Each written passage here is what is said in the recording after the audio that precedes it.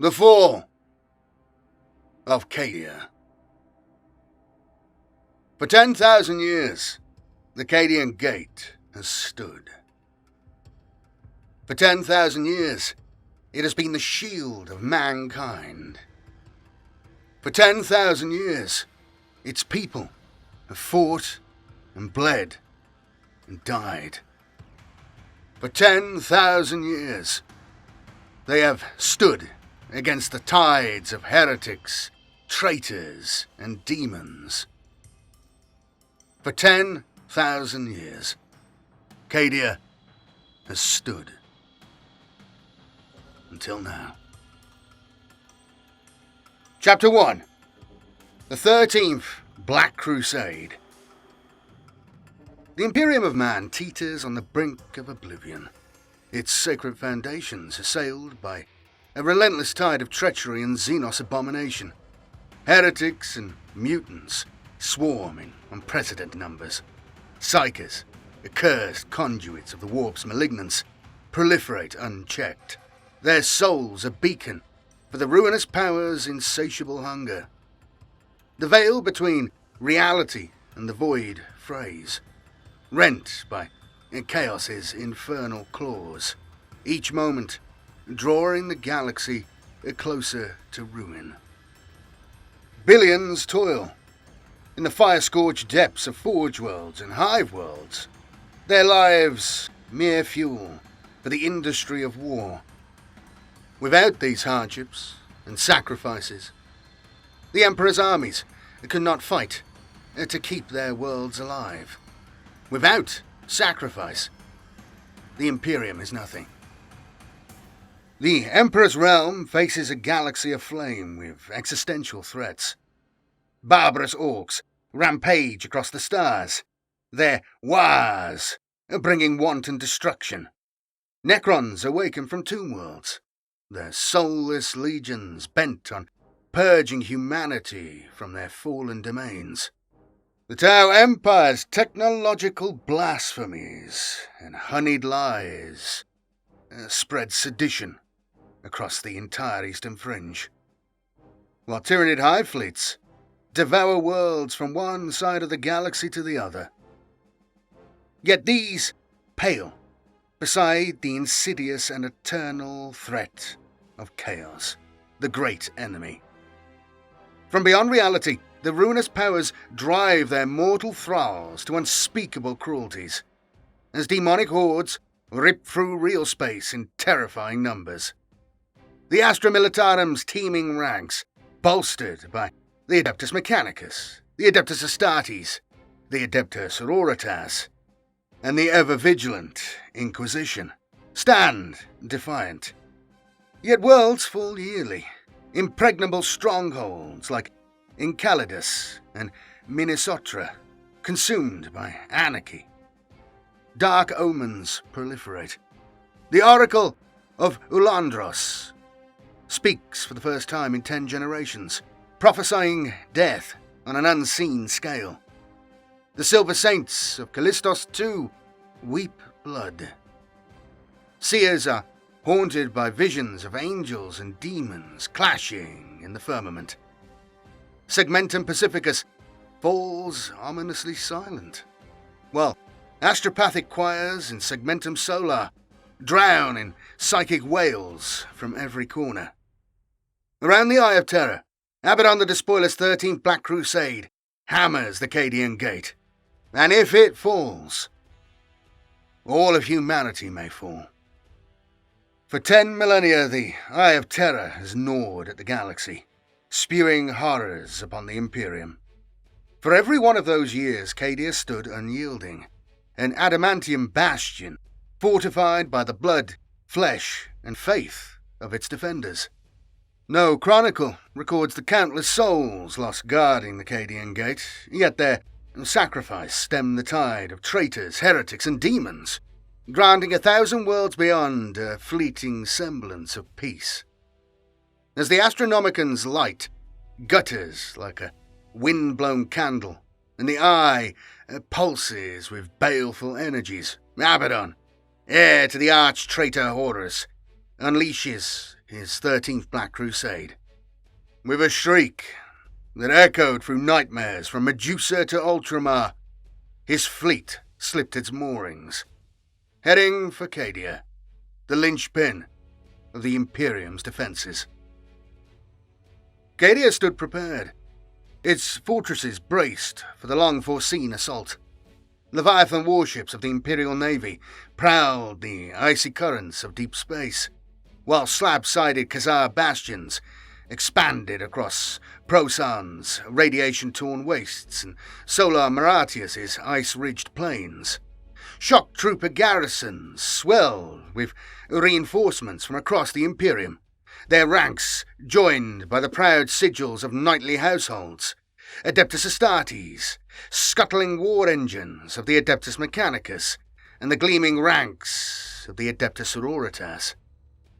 Cadian soldiers drilled and trained for this singular moment, the great battle that will reshape the galaxy for millennia to come. The opening onslaught claimed countless lives, and what followed was utter slaughter. Worlds burned, warriors bled for ravaged scraps of ground, and graveyards of twisted wreckage twitched in the solar winds, marking the demise of fleets whose firepower could unmake whole systems. There was no time for mourning, only for war, as CADIA's defenders fought until strength failed, then rose again to join the fray. The assault began with a cataclysmic act of betrayal on Tyrok fields, where the Volscani cataphracts, the thrice cursed, once lauded as loyal warriors, revealed their true fealty to chaos. During a grand muster of the Cadian forces at Khazar Tyrok, the Cadian High Command gathered to honour the Volscani's arrival. Governor Primus Maris Perelska, clad in ceremonial regalia, stood within his Leviathan command transport, prepared to receive the salute from their allies from the stars. But the Volscani, their banners now emblazoned with chaos runes, turned their weapons on the Cadians. 9 regiments, each with a Leviathan, 9 companies of 300 men, chimeras and sentinels, unleashed a massacre. They stormed Perelska's Leviathan, slaughtering him and most of the High Command in this brutal act of betrayal, leaving Tyrok Fields a charnel house of anarchy. Usaka Creed, colonel of the 8th Cadian Regiment, his weathered greatcoat billowing as he barked orders, rallied the troops. With Adeptus Mechanicus Titans shattering the Volscani void shields, Creed's forces boarded the enemy Leviathans, cutting down the traitors and averting catastrophe.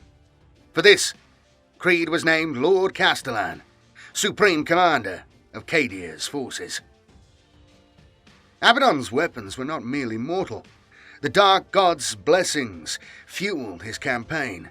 Plagues devoured fortresses from within. Madness claimed the devout and profane alike. And betrayal spread like wildfire. Regiments tore themselves apart or were purged by fire as the righteous battled the corrupt. From this chaos, Creed rose to lead CADIA's embattled forces. His cold, calculating demeanour commanded respect from shock troopers, Astartes, and even rumoured Xenos allies. Through these efforts, the Chaos incursion was slowed, yet the planetary system teetered on the brink of collapse, its comm relays and choir beacons shattered. Astropaths who dared warp contact suffered seizures or were consumed by ravenous entities. Creed sent surviving Navy vessels, most little more than listing wrecks, save for the battle barge Firemane's Fang of the Space Wolves, to scout the outer system, suspecting another assault loomed. His instincts, honed by decades of war, warned that Abaddon would not yield without striking CADIA's heart. Creed withdrew to Khazar Kraf, the last intact fortress on CADIA Secundus, on the edge of the Elysian fields, where the enigmatic Cadian Pylons stood. He drilled his troops relentlessly, forging them into a weapon worthy of the Emperor's cause. North of Kazakraf, Orphan Highfell's space wolves scoured the cratered plains for lingering demons, honouring their slain wolf-lord, Eagle Ironwolf. Further north, the Dark Angel's 4th Company fortified their crashed strike cruiser, Sword of Defiance. Its armaments are still potent and now trained on the surrounding terrain. To the south, Marshal Marius Amalric's Black Templars, chanting prayers in Sanctum Cant, bolstered the Cadian lines. The Crusaders doubting the Guardsman's resolve. Across the valley, Sisters of Our Martyred Lady garrisoned the shrine of St. Morican, their incense wafting over Kazakraf, fueling the Cadian zeal. Creed, skeptical of miracles, trusted only the roar of bombardment and the Cadian fighting spirit, and prepared for the inevitable siege. In Kazakraf's depths, amidst the flickering panels and metallic tang of oil and unguent, Creed oversaw a desperate gamble to summon aid. From the ruined Kaza Luton, he salvaged a coral beacon, its bonded astropaths dead. He requisitioned surviving psychers, mostly Scholasticus Arcana adepts, to power the device, hoping to pierce the warp's turbulence. Magos Clan, his movements precise yet alien, warned of risks as he wired 10 score psychers into capsules arranged in 3 concentric rings, their cables spiralling like a web. At the central dais, a lone astropath, pallid and eyeless, hung suspended, tasked with shaping the distress hymnal. Creed demanded readiness, and Clan activated the beacon. A psychic pressure surged, nightmares clawing at the mind as capsules sparked, their visplates cracking. The astropath threw back his head, issuing a tremulous scream, then slumped, lifeless, black fluid trickling from empty sockets. Clan reported a 92% mortality rate, the outcome uncertain. "Is it ready?" "It will serve. It is not without risk." "You understand what is required?" "I do." "Begin." "Mortality rate at 92%, within anticipated projections." "Did it work?" "Data is inconclusive." "Very well. Next, we fight. CADIA stands." The Pylons of CADIA. Amid a galaxy teeming with unfathomable mysteries, the towering pylons of CADIA stand as an enduring enigma, defying the scrutiny of the Emperor's most learned savants. Over 5,000 of these monolithic edifices pierce the scarred surface of CADIA, each rising 500 yards into the heavens and plunging 250 yards into the planet's crust. Whispers among the Adeptus Mechanicus suggest that tectonic shifts through the ages may have concealed 2,000 to 3,000 more beneath the ground, their silent forms lost to time's relentless march. For millennia, the Cult Mechanicus has probed these structures, yet their purpose remains veiled in shadow. Servitors dispatched within falter, their circuits overloaded or silenced. Every attempt to breach the pylon's gleaming, impervious surfaces has ended in failure. Recovered data, when salvaged, is but a fragmented riddle, contradictory and maddening, offering no clarity on the spire's creators. Some adepts on Mars, steeped in the Omnissiah's lore, proclaim the pylons the work of the accursed Necrons, or their mortal forebears, while others, equally fervent, assert they were wrought by the Old Ones to shatter the Necrons and their Catan masters. Such theories, born of conjecture, only deepen the mystery. Yet one truth unites all who study these spires. They anchor the stable warp corridor known as the Cadian Gate, a bulwark against the Immaterium's roiling chaos. The pylons, it is believed, emit a becalming signal, taming the warp's turbulent energies and preserving CADIA in the face of the Eye of Terror's horrors. The mechanism of this miracle and its broader purpose in the Emperor's divine plan remains an insoluble puzzle, a testament to the Imperium's frail grasp of the galaxy's ancient secrets. Chapter 2. Pilgrims. Far from CADIA's war-torn bastions and the dust-choked wastes of Iriad 6, a 50-year labour teetered on the edge of ruin. The Iriad system, bathed in the radioactive wrath of an angry star, had long been deemed worthless, its planets barren of resources to justify colonization, its strategic value negligible.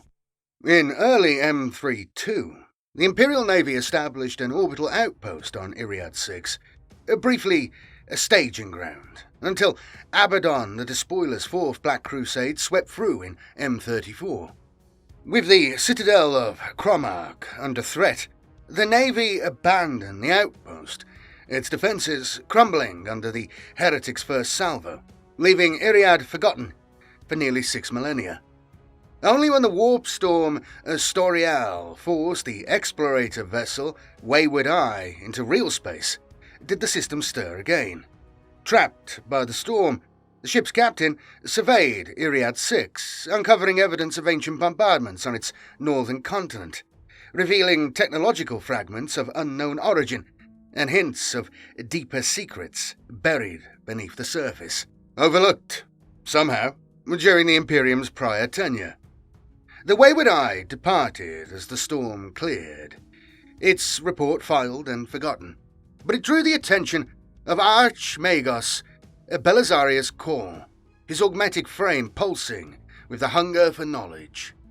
Diverting his conclave Acquisitorius from its original mission, Kor descended upon Iriad 6, establishing a compound amid the artifact-rich fields. For 10 millennia, he had toiled on Mars, and the lure of these mysteries proved irresistible. His excavations unearthed relics of varied scale, some small as servo-skulls, others dwarfing the cataphrons guarding the site. Yet all were fused and cracked, their purpose obscured.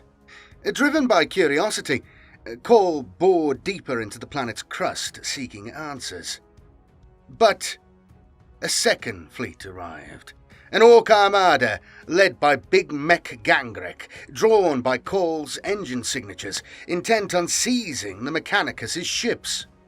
In a brutal near-orbit battle, Cole's forces obliterated Gangrek's ramshackle fleet, the Greenskins escaping via teleporter evacuation. Gangrek's orcs thrived in Iriad's high rad environment, their raids harrying Cole's compound, looting wrecks and kill cruiser debris. The Mechanicus, bound by logic, failed to predict Gangrek's erratic tactics, their Skitarii patrols ambushed and Longstriders outmaneuvered by mined outposts. As the situation became critical, Cole was roused from his studies. He took command, luring Gangrek to a supply drop rigged with explosives. The battle raged into the frozen Iridian night, shooter fire clashing with Mechanicus volleys and Electro-Priest's machine argot. Cole's leadership and solar atomizer secured victory, incinerating Gangrek, but thousands of orcs remained. Recognizing his precarious hold, Cole abandoned his excavations, prioritizing his ship's sacred cargo. In a final tunnel descent, he caressed a black shard, vowing to return. But then he detected something, his scanners picking up a hooded female with a swirling mask, Cylindra Veilwalker. "Do you remember me, Belisarius?" "If you are here to remind me once again of old promises, Xenos, then you have come too late. My ships are already preparing to depart as we speak." "The music of destiny is changing. The dancers must learn new steps, or perish in the fading notes." "Negative. I have other responsibilities, Xenos, and that is why you must keep digging. On the tomb world of Solemnis, Trazan the Infinite, his metallic form gleaming with ancient malice, presided over his vast collection of relics, each a trophy of his endless schemes and adventures. Yet, of a sudden, chaos erupted when the bell of St. Garstel, silent for millennia on its pedestal, began to chime, defying its stasis vault. Its first doleful note split the vaulted ceiling, which shouldn't have been possible, flooding coolant that dissolved the last Oelek sand sculptures. The second triggered a logic cascade in Solemnis' master program, erroneously sending its warrior legions back into stasis sleep. By the third chime, the bell's reverberations shattered Necron alloys, costing Trazin 5 surrogate bodies in his futile attempts to silence it. After the 13th chime, as Caneptic custodians faltered, Trazin cast the bell into the webway, hoping it would plague the Eldar as it had him. Seeking answers for this mystery, Trazin journeyed to Thanatos, crown world of the Oroscar dynasty, home to the Celestial Orrery, a perfect reflection of the galaxy's weave. His welcome was cold, marred by a past theft of the Oroscar glyph of dominance, but bargains secured access under Lich-Guard scrutiny. Within the Orrery's whirling sphere of living metal and holographic light, Trazin beheld a crimson stain pulsing beneath the galactic web, an infection threatening to reshape the very cosmos. The Oroscar, bound by inaction, had known of this corruption for centuries, perhaps millennia, yet did nothing. Trazin, unshackled by such constraints, saw an opportunity for action, perhaps even the possibility of playing saviour. Tracing the Blight's source to a world near the Eye of Terror, known to the Imperium as CADIA, he resolved to intervene. A drab, war-torn world held little allure, yet its pivotal role promised treasures for his collection. In Solemnis' catacombs, Trazin faced a new crisis. The bell's chimes had frozen his warrior phalanxes, their mechanisms locked in ice. Cursing the bell, a prize from a shrine world's futile struggle against the Black Legion, he weighed his options. No Necron peer, not even Imhotep of the Sautek, would lend forces after past slights.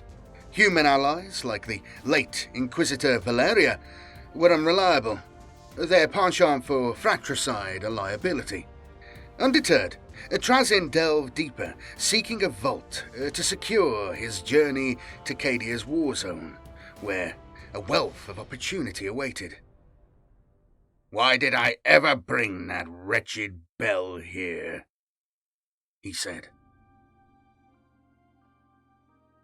In another realm, a realm beyond mortal ken, where vibrant colours swirl like wind-blown mist, a dreamer awakens, a divine essence caressed by embers of emotion gathered by ageless hands to kindle a blaze beyond the stars. Once a frail vessel of flesh, bound by mortal weakness, she pitied that former self, ignorant of her true purpose before the Emperor's choosing. Yet a flicker of longing lingers, a remnant of humanity, yearning for peace long earned. A silver gleam parts the mist, a sword, her blade, calling too soon as scars from past battles linger unhealed. Golden light pierces the haze, spilling images of a world drowned in blood and fire, the galaxy torn amid dark laughter. No words are needed. The dreamer knows her duty and its cost. Each journey from this world that is no world diminishes her. A peace lost to the cackling void, a feast for the damned. One day, she will not return. Yet if she falters, who will bear the burden? She is the first and the last, a fading fragment of an unrealized, divine design.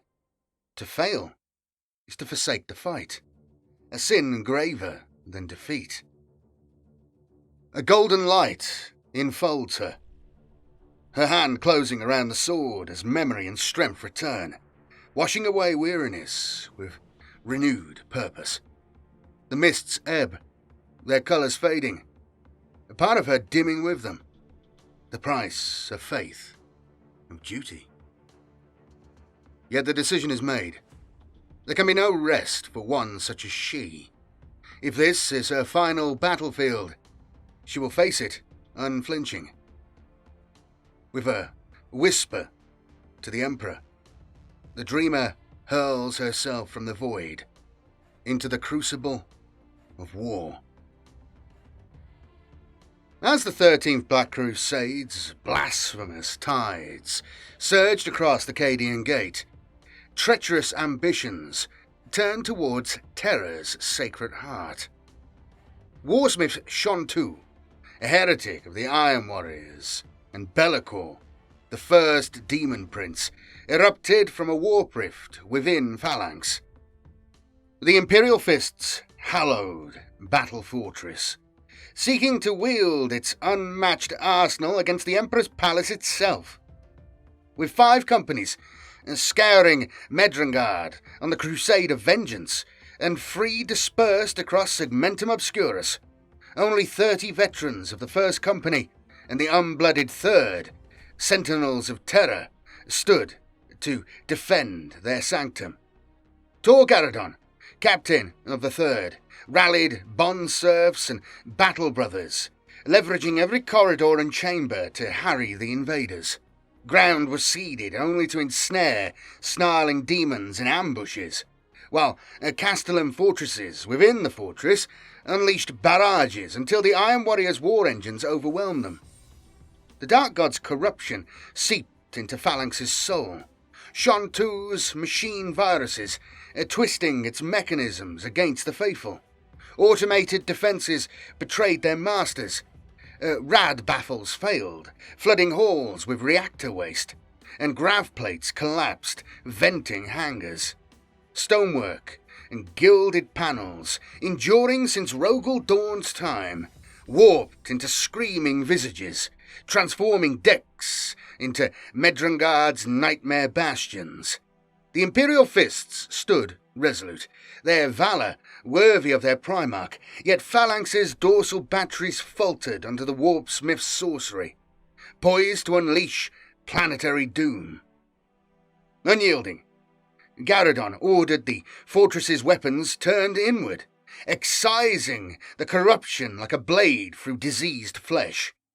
1/10 of Phalanx's mass burned or fell into Terror's atmosphere, shattering the virus's grip. To deny chaos, Garadon plunged the fortress into the warp's treacherous tides unguided. Though most Iron Warriors perished, Bellicor's demons thrived in the Imperium, their fury peaking as Shontu fell to Terminator Squad Furon's power fists. In the Chamber of Storms, beneath ancient chapter masters' granite gazes, Garadon's 3rd Company raised its banner, defying the demon's mockery. Bellicor, stung by failure to outshine Abaddon, hurled his thralls into oblivion, their numbers dwindling. Then, the Legion of the Damned emerged, their spectral flames withering demons. Caught between Dawn's heirs and these grim spectres, Bellicor fled, his form rent by Garadon's fist. Phalanx was saved, but at grievous cost. 1/10 of its structure cut away, its crew halved, and only 48 of the 3rd Company and 15 of the first still alive. The Legion of the Damned did not disappear, as they often did in the instances where they intervened to defend the loyal servants of the Emperor. Instead, they lingered, their vigil chilling the Chamber of Storms. Commodore Treveau urged repairs at Terra or Mars, but CADIA's faint distress hymnal stirred Garradon. Declaring Phalanx's duty to the Imperium, he set course for CADIA, glimpsing a spectral sergeant's nod in the shadows. The Will of Eternity.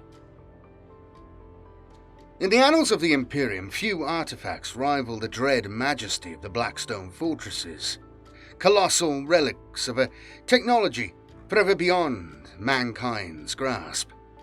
6 such monoliths were unearthed across the Gothic sector, pressed into service as naval bastions of unparalleled might.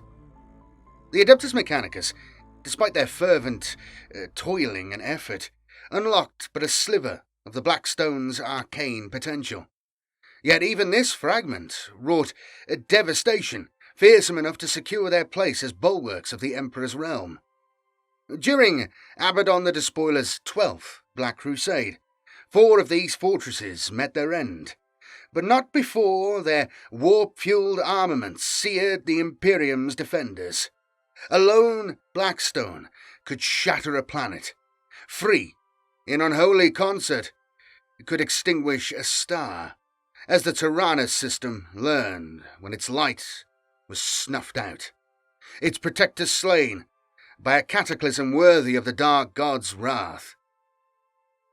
The 2 surviving fortresses fell to Abaddon's grasp, corrupted to serve his blasphemous aims.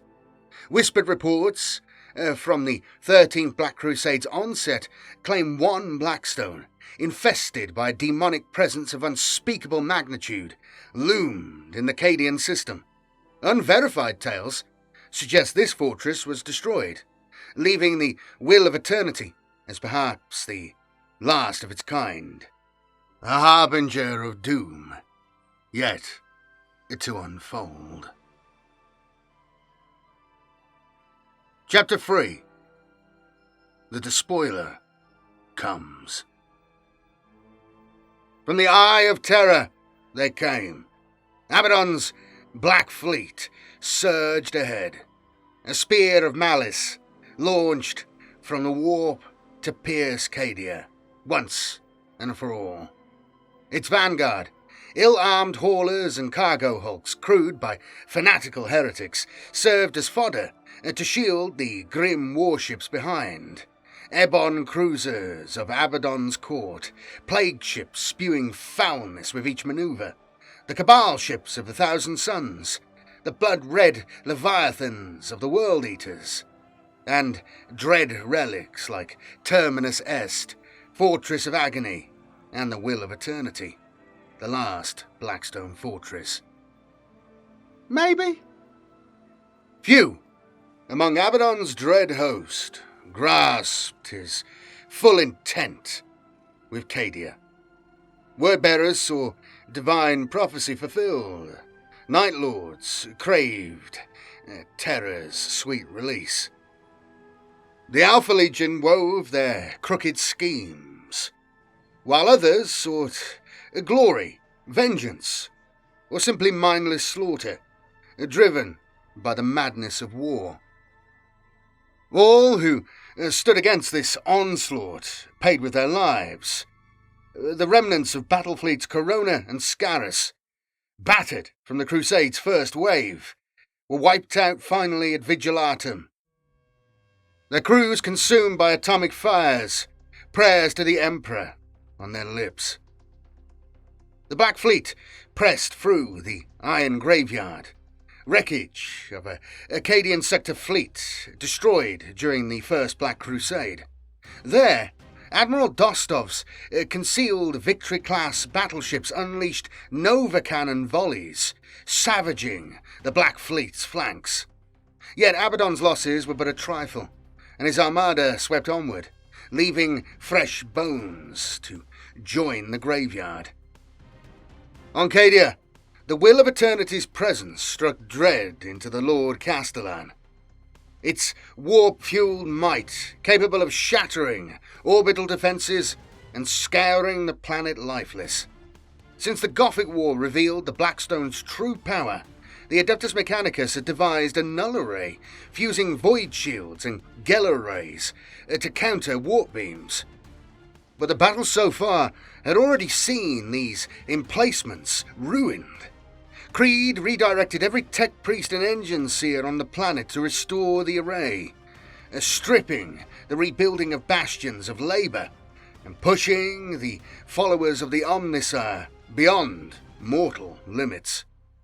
Yet with the fleet a day from orbit, Magus Clan reported the Casakraf array's irreparable failure. In desperation, Sven Bloodhowl of the Space Wolves proposed a daring strike. His Firemane's Fang, CADIA's sole remaining mobile vessel, would carry his Fire Howlers, 58 strong, alongside 200 Adeptus Astartes from shattered companies on the planet, as well as the Cadian 13th and Martian Scutari, to board the Will of Eternity and stall its advance. As Firemane's Fang broke orbit, Casakraf's garrison cheered, but contact was soon lost, and hope waned. Creed's rallying cry, "CADIA stands," echoed across redoubts, yet doubt gnawed at his heart, and was mirrored by his troops. Touring CADIA Secundus, Creed's firm handshakes and stirring words rekindled resolve. He masked his fear that the Emperor's light had forsaken them. Only his comrade, Jaren Kell, perceived this hidden despair. At dawn, the Black Fleet arrived, met by crippled warships and the remains of the planetary defense batteries. Their fire felling traitor vessels, but not enough. As the Will of Eternity loomed, all on CADIA thought that their doom had finally come. But when the Blackstone fired, its energies were dissipated in orbit. The null array had saved them. Cheers erupted, but Magus Clan was not so happy. He discovered slain adepts and alien technology woven into the null array. It was a troubling miracle. As traitor dropships darkened the skies, the siege of CADIA Secundus had begun. The heavens above CADIA seethed with apocalyptic wrath as Abaddon's Black Fleet, a leviathan of treachery born from the Eye of Terror, unleashed its merciless assault. Bright sparks of descending dropships and the thunderous roar of bombardment heralded a slaughter to rend the Emperor's last bastion asunder. Macro-cannon barrages, melter torpedoes, and hellfire storms tore into the planet's scarred bedrock, already battered by prior invasions, churning it into a desolate wasteland of smouldering craters and shattered stone. Void shields flickered under the relentless onslaught, some collapsing in dazzling bursts of light, their failure unleashing secondary explosions that scoured defenders from existence. Sky shields crackled and died, their protective canopies torn apart, leaving Casakraf's defenders exposed to the despoiler's wrath. From the fortress's embattled bastions, defense lasers lanced upward, their crimson beams carving through the smoke-choked skies, while sky-fire batteries loosed salvos, blindly targeting the swarming dropships that descended like carrion flies to a corpse. Westward, Kazastark's macro batteries bellowed their final defiance, their roars swallowed by a cataclysmic thundercrack as a melter torpedo pierced the subterranean magazines, reducing the bastion to a blazing ruin. Northward, the crippled hulk of the Sword of Defiance fired a defiant broadside, its cannons felling a skull-proud dropship and sending its Helldrake escort spiralling into fiery oblivion. Valkyrie gunships of Claven Streckers, Howling 119th, screamed through prearranged clear fire corridors, their pilots braving a maelstrom of fire and counterfire to hunt their prey, their engines a defiant hymn against the cacophony of war. Across CADIA Secundus, weary defenders, shock troopers, Astartes and sisters alike, clung to prayers that the foe's resolve would shatter in the skies, sparing the blood-soaked walls of Casa Craft from the tide of heresy. Such hopes were a cruel delusion, for Abaddon's forces were legion, and CADIA's defences dwindled with each passing hour. The Martyr's rampart, Casa Craft's southern spur, buckled as its void shields failed. The relentless salvos, unseating guns the size of hab blocks, and entombing hundreds in charred rubble. The Lord Castellan, his weathered face etched with unyielding resolve, ordered survivors to abandon the rampart and rally to the fortress's free, unbreached curtain walls, a pragmatic sacrifice to preserve lives for the siege ahead. Hundreds perished in the bombardment's unrelenting fury, their screams drowned by the roar of collapsing fortifications.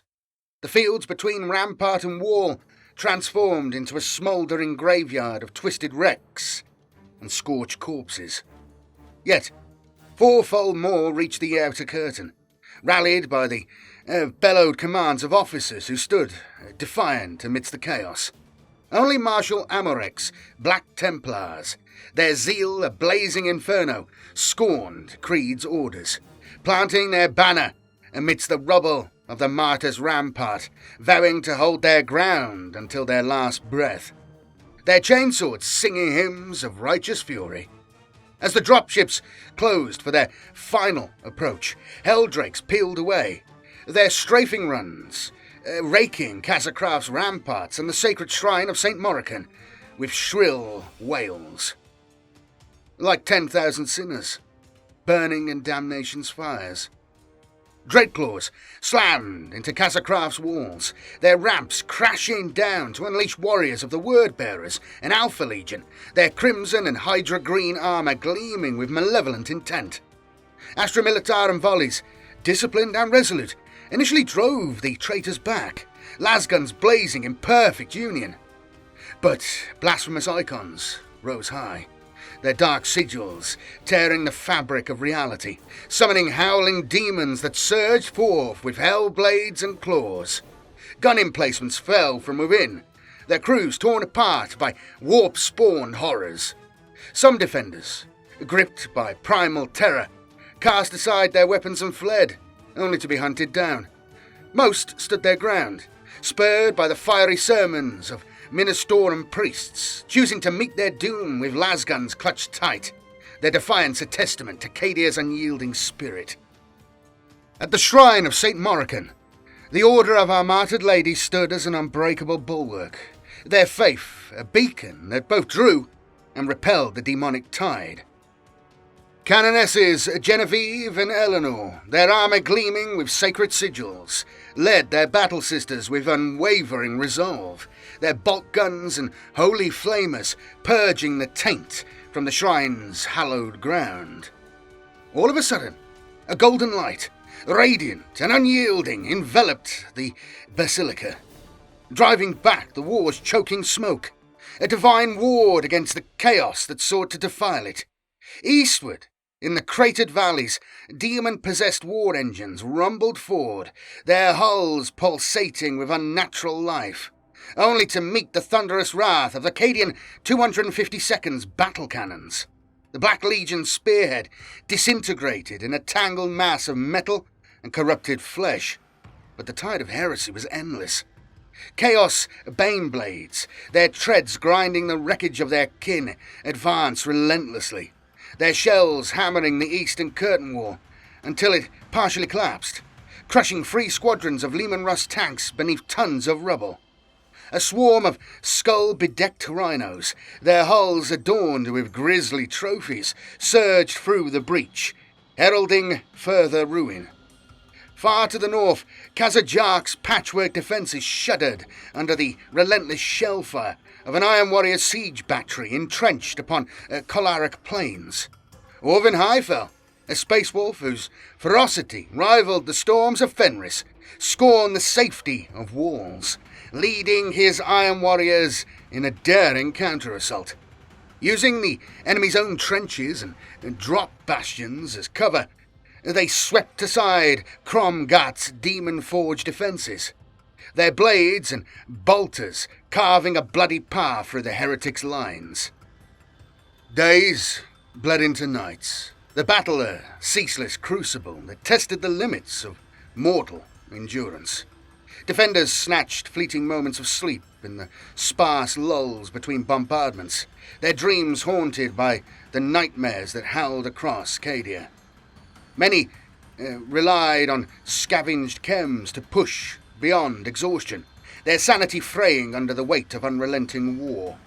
Kazakraf's walls were cleared of foes, only to face fresh assaults from warp-spawned horrors, each wave more relentless than the last. Kazajark, briefly spared by Highfell's triumph, fell to the infernal sorceries of Elik Stain's Cyclopean cabal, its defenders consumed by warp fire. The Sword of Defiance endured 3 savage assaults by the World Eater's berserkers, their blood-mad chants echoing across the plains.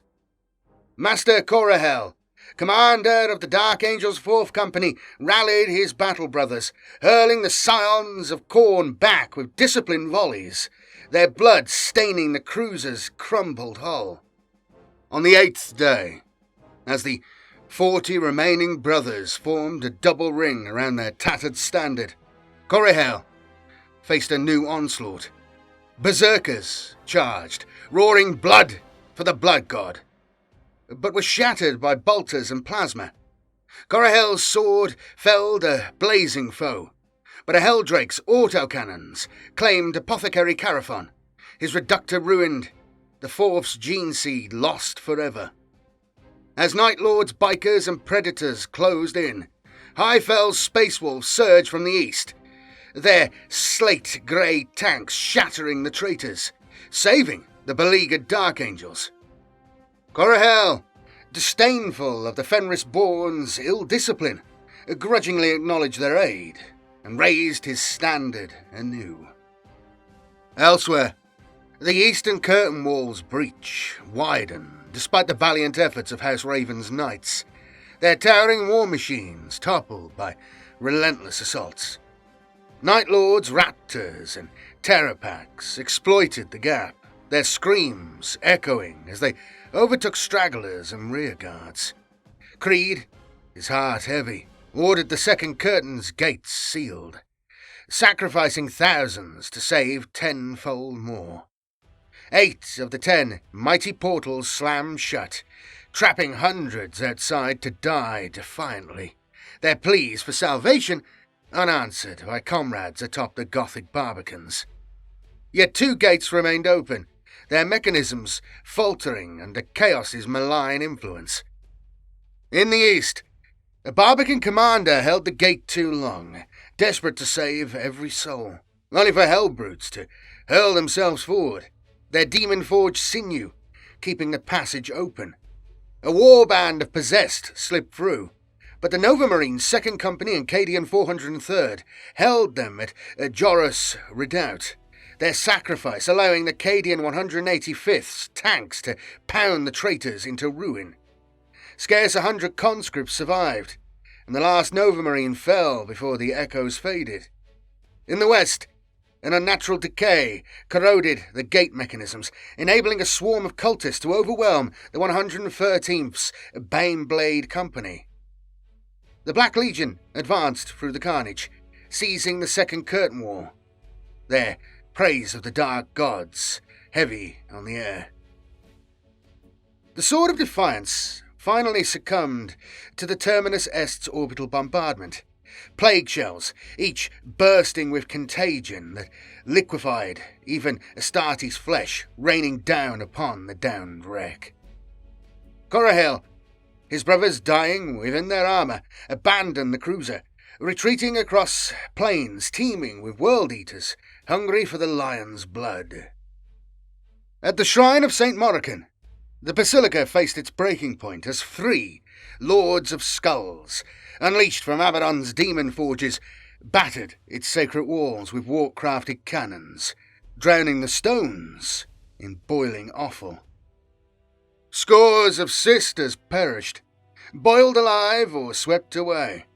But Canoness Genevieve, her sword raised high, led a counter-assault. Her seraphim cleaving demons apart to allow the Retributor's melter beams to fell the lead war engine. Its reactor's critical failure consumed another, obliterating the shrine's northeastern corner.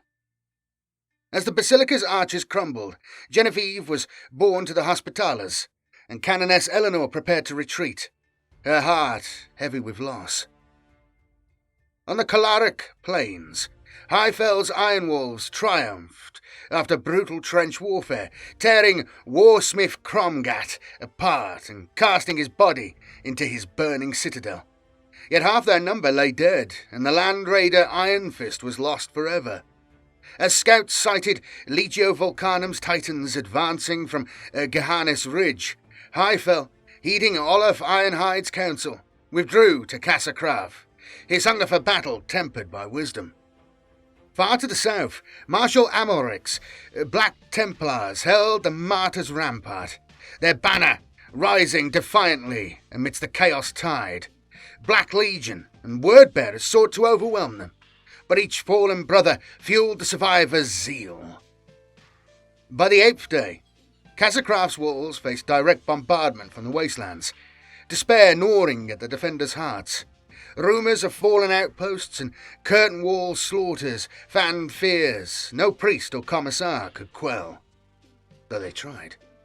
Yet Creed, forsaking his command bunker, joined his troops on the ramparts, eating and fighting beside them. At the Kriegen gates, he fired a borrowed lasgun, his volleys a beacon of defiance. With Jaron Kell forever at his side, bearing the tattered colours of the Cadian 8th, they stood as examples that rekindled the hearts of every Cadian that saw them. Creed, however, had other thoughts on his mind. The siege's toll was great, and the Nullare's mysterious salvation at the hands of alien technology, a troubling enigma. Worse would come. The Howling 119th, reduced to a dozen Valkyries, launched a desperate strike against Legio Volcanum's Vessel of Damnation, a cursed war engine. Claven Stracker, noting the Lesser Titan's subservience to the Warlord, aimed to topple it. Helldrakes tore 3 Valkyries apart, and 2 fell to a volcano cannon. But Strecker's Hellstrike missiles shattered the Titan's void shields. Alone, on his final pass, Strecker rammed Vessel of Damnation, his Valkyrie's fireball halting the Warlord, its skull wreathed in green fire. The remaining Titans faltered, one Warhound destroyed by macro cannons. But unfortunately, the advance resumed, undeterred. A black thunderbolt heralded the battle's darkest hour. Urkanthos, Demon Prince and Scourge Master of Abaddon's Hounds, descended with his warband, their teleport beams crackling. Roaring blood, blood, blood, the hounds stormed the Kriegen gates, shrugging off wounds and Promethean flames, joined by demon engines spewing warp-spawn death.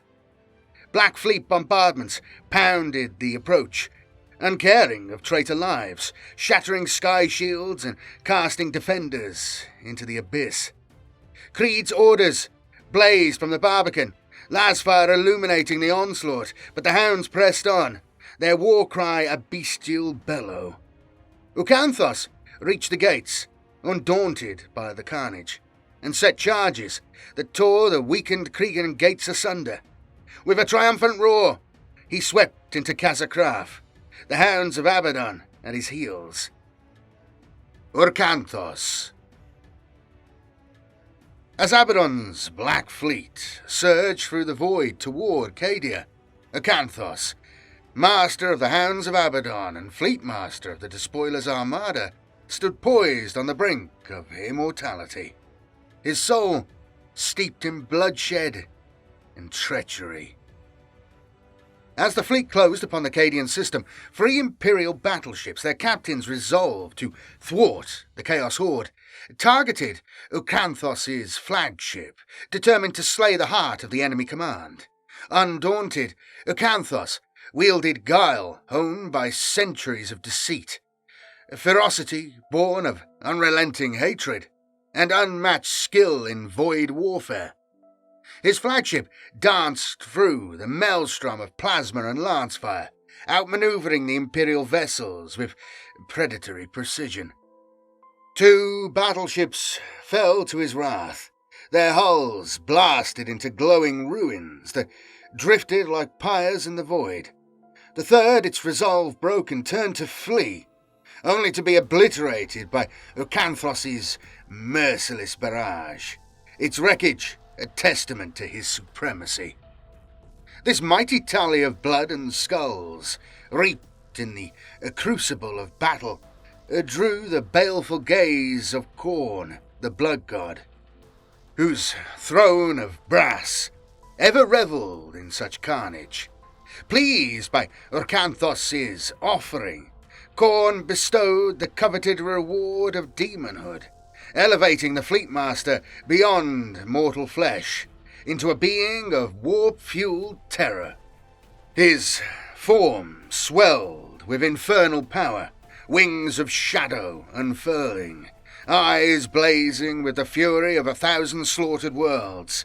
Thus ascended Urkanthos, Scourge Master of the Hounds of Abaddon, his newfound might rendering him more fearsome than ever, a harbinger of doom, whose every command would drown CADIA in rivers of blood for the glory of the Skull Throne. Chapter 4. Chaos Ascendant. When the Cregan gates of Kazakrav shattered under Urkanthos' onslaught, the defence of Cadia Secundus rested on the Kazakin, their carapace armour a resolute bulwark amidst the fortress's ruin. The Lord Castellan, a tactician honed by decades of relentless war, had preserved 3 full regiments for this dire hour, now deploying them to hold the broken threshold against Abaddon's tide. Lasfire blazed in an unyielding volley, the Barbican vanishing beneath a storm of cannon shells, their acrid smoke choking the war-torn air. The vanguard of the Hounds of Abaddon disintegrated, shredded by this mighty volley. Yet the Hounds, inflamed by Khorne's insatiable bloodlust, revelled in the carnage, their zeal surging with each fallen foe. Urkanthos, Demon Prince and Scourge Master of the Hounds, led the charge, his talons reaping squads with every sweep, their souls offered as tribute to the blood god's brass throne.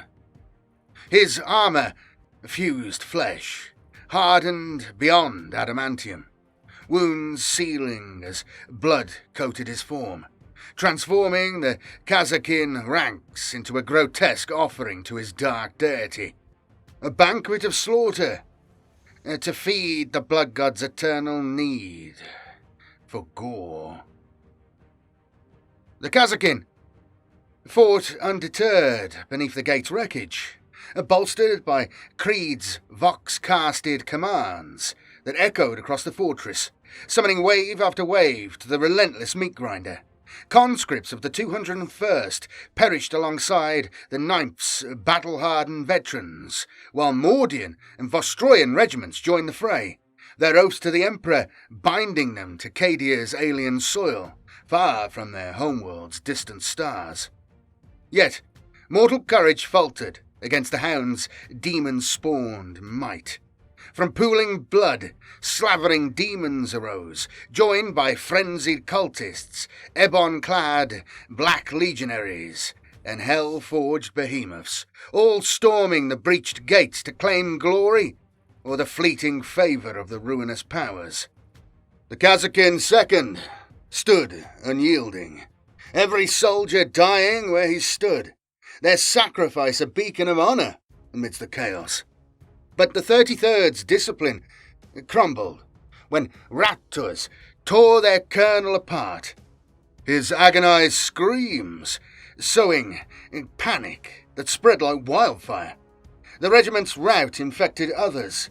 Colours were abandoned, weapons cast aside, as the bastion of defiance fractured. Urkanthos' victory was within his taloned grasp.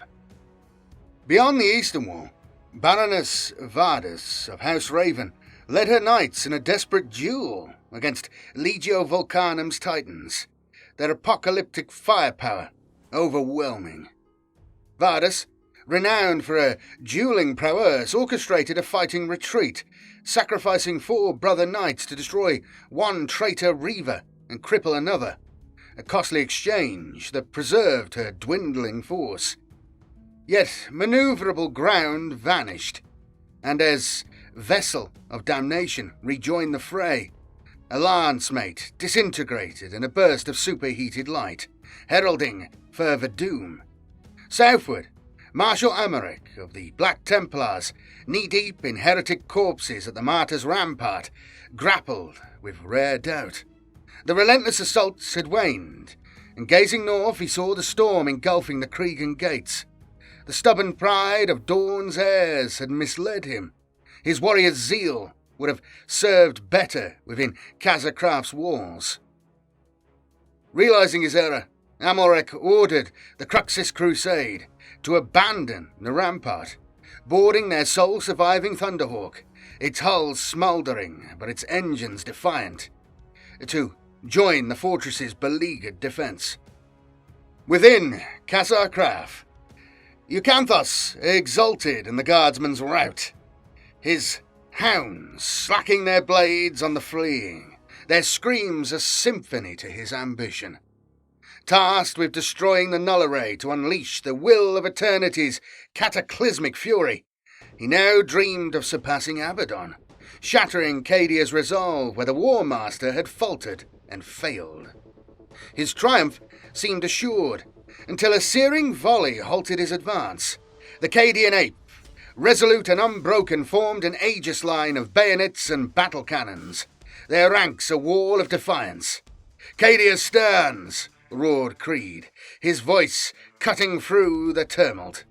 Joined by Jaren Kell, who raised the ape's tattered colours aloft, a beacon of unyielding resolve. The defenders' courage surged, their lines thickening as demons fell to rolling cannon and lasfire. Raptors swooped, their vox amplifiers wailing, seeking to seize Creed as they had the 33rd's colonel. But the 8th closed ranks, point-blank lasfire and bayonets seeing off these wretched traitors. Kell, his sleeve drenched in blood, little of it his own, stood as Creed's unbreakable shield, his loyalty a bulwark against the enemy. Creed wielded his soldiers with a general's iron discipline, directing volleys to exploit weaknesses and ordering withdrawals against overwhelming odds, each command a calculated strike in a war of attrition. He spent thousands of lives, each sacrifice a deliberate wound to Abaddon's pride, knowing no salvation would come. On the muster field's eastern flank, Corahel's dwindled Dark Angel's 4th Company fought beside Highfell's Iron Walls, their chapter's ancient rivalry forgotten in mutual salvation, each saving the other amidst the relentless carnage. Astartes from shattered chapters, Ultramarines, Blood Angels, and more formed a demi-company, their disparate colours united in desperate purpose. Before the command bastion, the Sisters of our Martyred Lady, their holy flamers purging demons, rallied the 111th conscripts, their righteous presence kindling valour in the inexperienced troops. The Black Templars' greatest triumph came as their Thunderhawk, trailing smoke from crippled engines, crashed into the muster field, disgorging Amalric's warriors into the heretic's heart. Each chainsword strike was a penance for their earlier misstep. Their fury, redemptive and unstoppable. A righteous storm that humbled the traitors. Urkanthos' dream of glory withered, his focus narrowing to his mission again: destroy the Null Array, and render CADIA defenceless against the Blackstone's wrath. Carving a bloody path to the command bastion, through the 111th White Shields, he came face to face with Canoness Genevieve and Eleanor, leading their Seraphim. Genevieve's blessed blade clove his demon flesh, igniting pain, but he dashed her to the ground, snapping her spine as she headbutted his burning eyes in a final act of defiance. Eleanor's frenzied strike severed a tattered wing, her sword lodging beside his black heart. But Urkanthos smote her lifeless, the blade burning in his flesh. Reaching the Egresium Gate, he slew Magus Clan, the Null Array's capacitors crackling half a mile below in CADIA's bedrock. His goal now tantalizingly close. Elsewhere, as the traitor Baneblade, Urkanthos, bombarded the muster field, its demolisher cannons thundering, a cloaked figure, unseen by all, unleashed silvery nanomachines into its armour, turning its weapons against its allies. Black Legion Havocs and an Alpha Legion Predator Spearhead shattered under its fire, a sudden betrayal that stunned both sides. Creed seized the moment, leading the 8th toward the command bastion. "Double time! Faster, damn you, faster!" he bellowed, urging his veterans onward, clinging to the belief that he could still stop the demon before it undid all their efforts. Hospitalers parted before his command platoon, their faces taut with grief. The 111th eradicated, the sisters all but. Amidst the Egresium Gate's wreckage, Lieutenant Cormishan, pale with fear, muttered, "Can we even kill the beast that did this?" Kel, kicking a tusked corpse, pointed to the ichor on Eleanor's armour. "If it bleeds, it can die," he growled, bolstering the aide's faltering courage. As they advanced, a wall of tortured air preceded an explosion, its fireball engulfing them. Kel shoved Creed clear, both landing beside Eleanor's broken body. Kel singed but hale. "You look old, Lord Castellan," Kel said, offering his hand.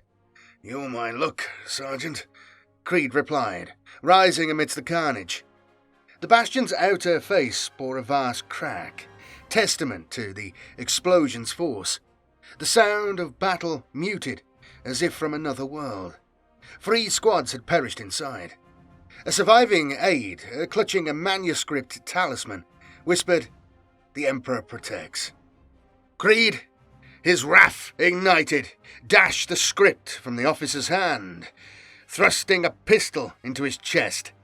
"The Emperor? He's light years away," he roared. "You want salvation, lad? You forge it with this, not with prayer, not with scripture. A soldier makes his own fate. He doesn't plead for miracles." The officer gaped, not at Creed, but at the sky above the bastion. Kel's grim smile drew Creed's gaze upward. At first he saw nothing, but then a sight kindled hope, drawing his first smile in a decade.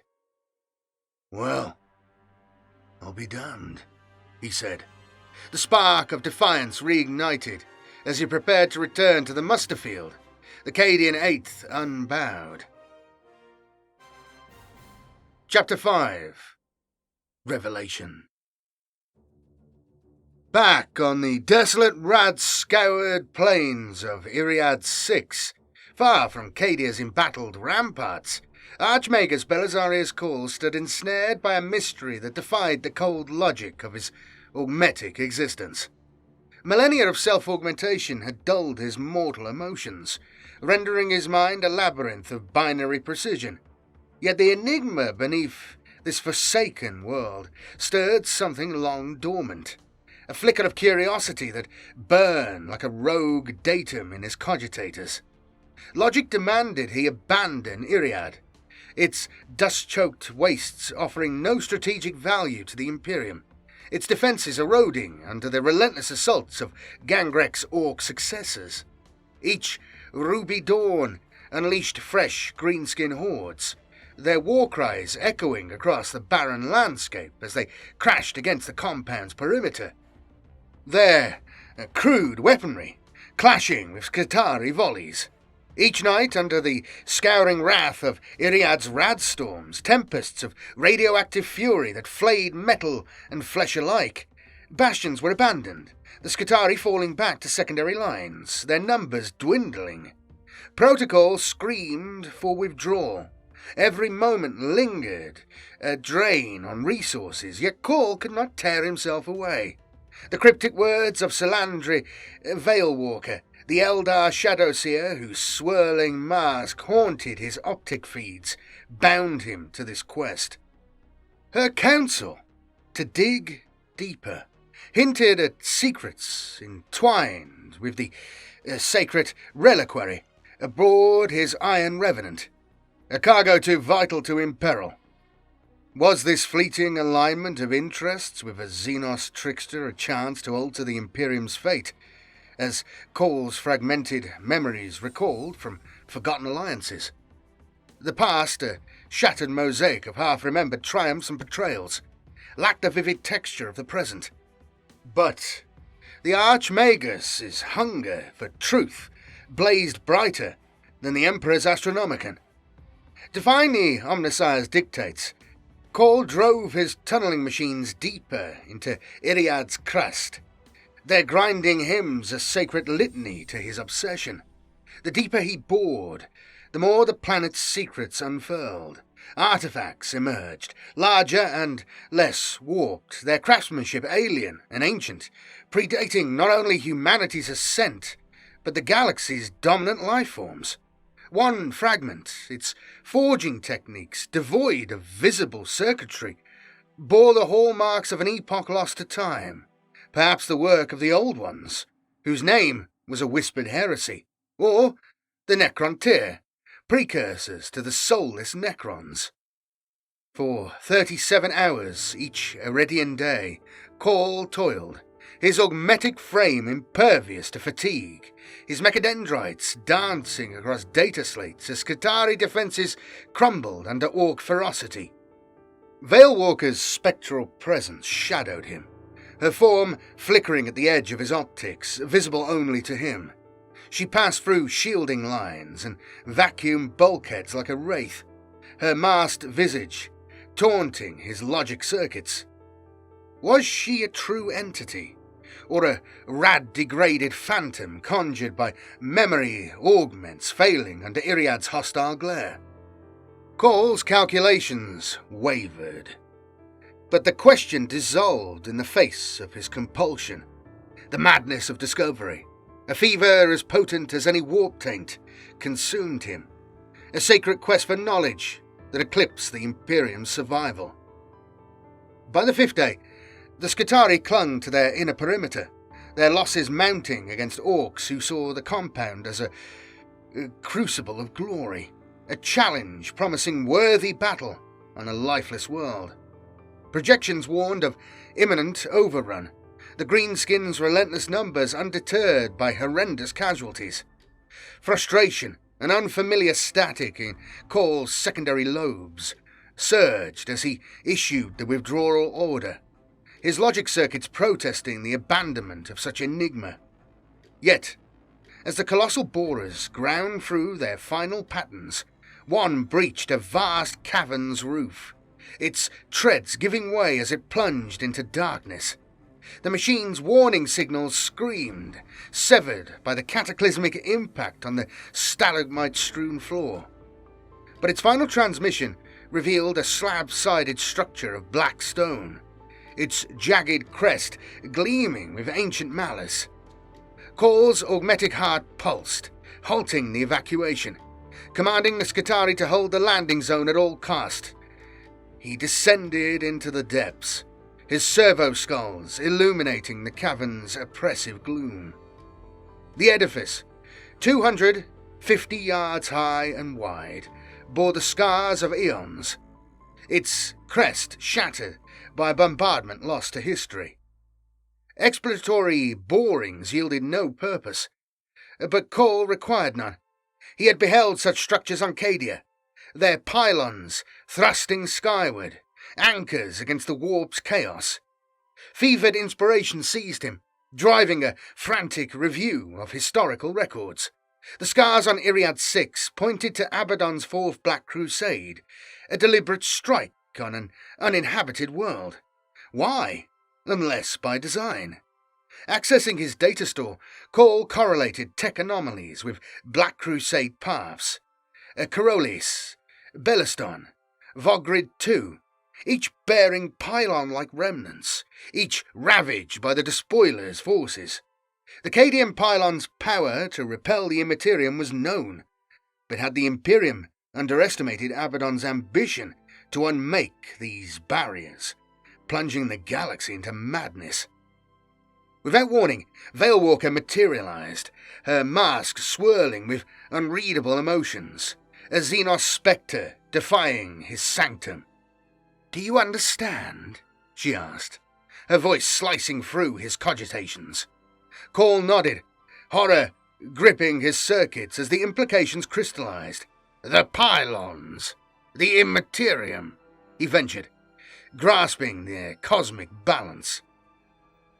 "The one holds the other to its rhythm," Veilwalker intoned, her mask flaring an angry crimson. "Without these stones, dancers become slaves to a refrain bereft of order. The galaxy dies, reborn in madness." "Can it be prevented?" Cole demanded, urgency overriding his distrust of her alien guile. "CADIA is the end and the beginning," she replied, evoking the world where their cryptic pact was forged, a nexus of fate. "This is too important for riddles. Answer me plainly," he insisted, his Vox unit crackling with rare exasperation. But Veilwalker vanished, leaving him amidst the cavern's silence, with no answers. Only a path to CADIA's crucible, where the galaxy's destiny hung in the balance. Phalanx. In the void, encircling holy terror, Phalanx, mobile battle station and hallowed home of the Imperial Fists, stood as a golden sentinel, its colossal form a cathedral of war, dwarfing the mightiest battle barges.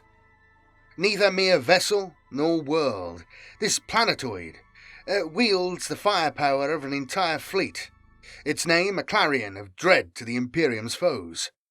Forged in an age lost to memory, its secrets were known to Primarch Rogel Dawn, who offered it to the Emperor at their first meeting, binding its fate to humanity's Great Crusade. Across the Great Crusade and the Horus Heresy, its shadow darkened countless worlds, heralding the Imperial Fist's wrath. For millennia, it has orbited the Sol system, synchronous with Terra, an unyielding guardian as the galaxy's light dims, its gilded hull a testament to Dawn's enduring legacy. Yet time's relentless march has scarred the Phalanx, its systems faltering under the weight of ceaseless warfare and vigilance. Imperial Fist's tech marines labour tirelessly, but the knowledge to restore its ancient mechanisms has faded, leaving more subsystems silent each year. Once a colossus bestriding the stars, its zenith has passed, its venerable engines roused only for dire need or righteous vengeance. Though a shadow of its former glory, Phalanx's might surpasses any vessel in mankind's arsenal, its halls echoing with the promise of battles yet to come, each blow struck in Dawn's name, a defiant stand against the encroaching darkness. Chapter 6. Salvation. In the shadow of Kazakrav's shattered ramparts, where despair clung like choking ash to the souls of CADIA's remaining defenders, a divine thunderbolt rent the blackened skies. Saint Celestine, wreathed in holy fire, descended as an angel forged by the Emperor's own hand. Her golden radiance a searing rebuke to the 13th Black Crusade's unholy darkness. From a newly arrived star, the gilded hull of her transport, blazing like a second sun, she swept toward the beleaguered fortress, her name erupting in fervent cries. The survivors of the Order of our Martyred Lady first uttered it, their voices trembling in reverence. The word Celestine spreading like wildfire among the Cadian Eighth, whispered in jubilation by the faithful. Prayers had been answered. The miracle had manifested. Her sword, a silvered blur amidst spiraling smoke, carved a path through the muster field.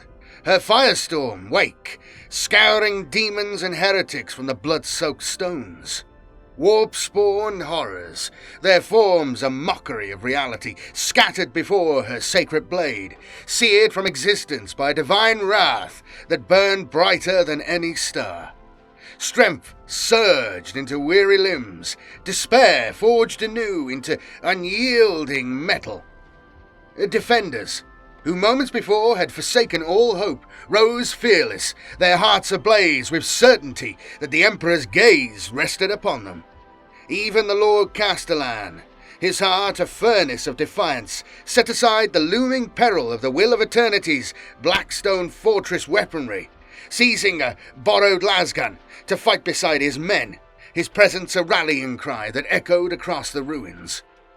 Only the Adeptus Astartes, save the zealous Black Templars, remained unmoved by Celestine's divine arrival, their faith anchored in bonds of brotherhood and the legacies of their primarchs, not the Ministerum's fervent homilies. Yet they fought on, their pragmatism embracing any edge to secure victory against the traitor tide. For one glorious moment, the heretics' ranks faltered, their resolve shaken by the living saint's onslaught. The traitor Baneblade, Urkanthos, its systems ensnared by silvery nanomachines, unleashed by a cloaked figure, writhed in mechanical agony, only to vanish beneath a zealous tide of humanity, its hull crushed by the faithful's relentless charge. Cultists fled, their heretical dreams shattered by Celestine's radiant fury, their chants drowned by the defenders' war cries. But the Black Legion, their resolve forged in 10,000 years of blasphemy, met the defenders' fervour with unrelenting malice, their dark power and numbers stalling the counterattack, threatening to snuff out this fleeting spark of hope. Celestine's gifts transcended mere faith. From the void above, plasma drives roared like the wrath of gods. Landing gears crunched onto scarred plascrete, and battle hymns swelled, their discordant notes joined by the solemn chimes of blessed bells reverberating along Kazakrav's battered walls. Reinforcements. 5 companies of the Order of our Martyred Lady, thought lost for 1,400 years, emerged as her fiery sword, their black armour gleaming with sacred sigils. Their transport, betrayed by a traitor's sabotage, had drifted in the warp's nightmare currents, its plasma drives dead, Gellerfields flickering as demons clawed at its hull. For centuries the sisters endured, their prayers a bulwark against madness, their bolters felling horrors that breached their decks. Celestine's radiant beacon had pierced the Imperium, guiding their crippled vessel to another craft, binding them in a miraculous convergence until real space reclaimed them. Now they stormed forth, their bolters and flamers, a righteous inferno, avenging an eternity adrift, their onset shifting the battle's tide decisively in the defenders' favour. Within the command bastion's shadowed depths, Urkanthos, scourge master of the Hounds of Abaddon, lurched through the Agresium gate, his tattered wings scattering the ashen remains of guardsmen and sisters. The Nullare, the sacred machine that had held the will of eternity's cataclysmic wrath at bay, lay in ruins, its capacitors silenced by his talons. Abaddon's will was fulfilled. CADIA teetered on the brink of annihilation. Urkanthos, eager to claim his reward, prepared to flee, spurning death beneath the Blackstone's gaze. A lone guardsman, a hero, charged, bayonet lowered, crying, "Die, abomination!" Urkanthos eviscerated him with a savage swipe, licking the mortal's blood from his talons as the body crumbled among the remains of Canoness Genevieve and Eleanor, the prayer witches who had barred his path. The Musterfield slaughter called to him, its tempo altered, saturated with the stench of faith and unyielding certainty. Celestine landed before him, her armour glittering in a golden halo, her presence a divine affront. "The corpse bride," he growled, recognizing her sacred aura. She raised her sword, steady as bedrock. "Your hour is done, beast," she declared. Urkanthos laughed, a thunderous peal that shook the ruins. "It has only just begun. You are nothing, an echo of a false god. I will break you in half and set your skull upon Khorne's throne." A white, hot agony seared his chest. Eleanor's blessed blade still lodged in his flesh, flaring with divine retribution. The pain passed, strengthening his demon-forged resolve. "I am the Scourge Master of the Black Fleet, the right hand of the Despoiler. You cannot match me alone," he taunted, his voice a bellow of defiance. Turning, he froze, his bartered soul flickering with uncertainty. Genevieve and Eleanor, reborn as Celestine's Gemini superior, stood radiant in golden armour, Eleanor's blade dripping his seething ichor, the weapon he had thought destroyed. "I am not alone," Celestine intoned, "and your hour is done." With a roar of desperation, Urkanthos pounced, his talons slashing. But the living saint and her reborn sisters struck as one, their blades weaving a dance of divine vengeance. Urkanthos fell, his lifeless corpse cast from the walls, a broken offering to the Emperor's justice, his ambition shattered by the light he could not comprehend. Beyond the Eastern Wall, Baroness Vardus of House Raven, her knights battered by the relentless titans of Legio Vulcanum, stood on the precipice of defeat. Her lancemates fallen, she primed her knight's reactor for a final glorious overload, determined to deny the traitors her machine's honour. Yet, as despair closed in, golden liveried Thunderhawks and Stormhawk interceptors roared from the heavens, their turbo-laser beams shattering the starboard carapace of Vessel of Damnation. Vardus secured her reactor, abandoning her suicide run as Imperial fists descended, their bolters joining her knight's cannons in a symphony of retribution. Deep within the will of eternity's castellum, Wolflord Sven Bloodhowl's bolt pistol clicked empty, its hammer striking a void. "Mordecai's teeth," he roared, slamming a new magazine home. A single round shattering a demon's skull, its black blade skittering across the polished obsidian floor. Red eyes blazed in the darkness, an endless tide of horrors. "We can't stay here forever," he bellowed, his voice raw from hours, or was it days, of ceaseless battle. A ragged mob of mutated crew surged through the yawning gates, their flesh warped by the warp's touch, only to be scythed down by heavy bolters, reapers amidst the chaff. Solvik Whitemane fell, a gaping hole above his primary heart. His saga ended.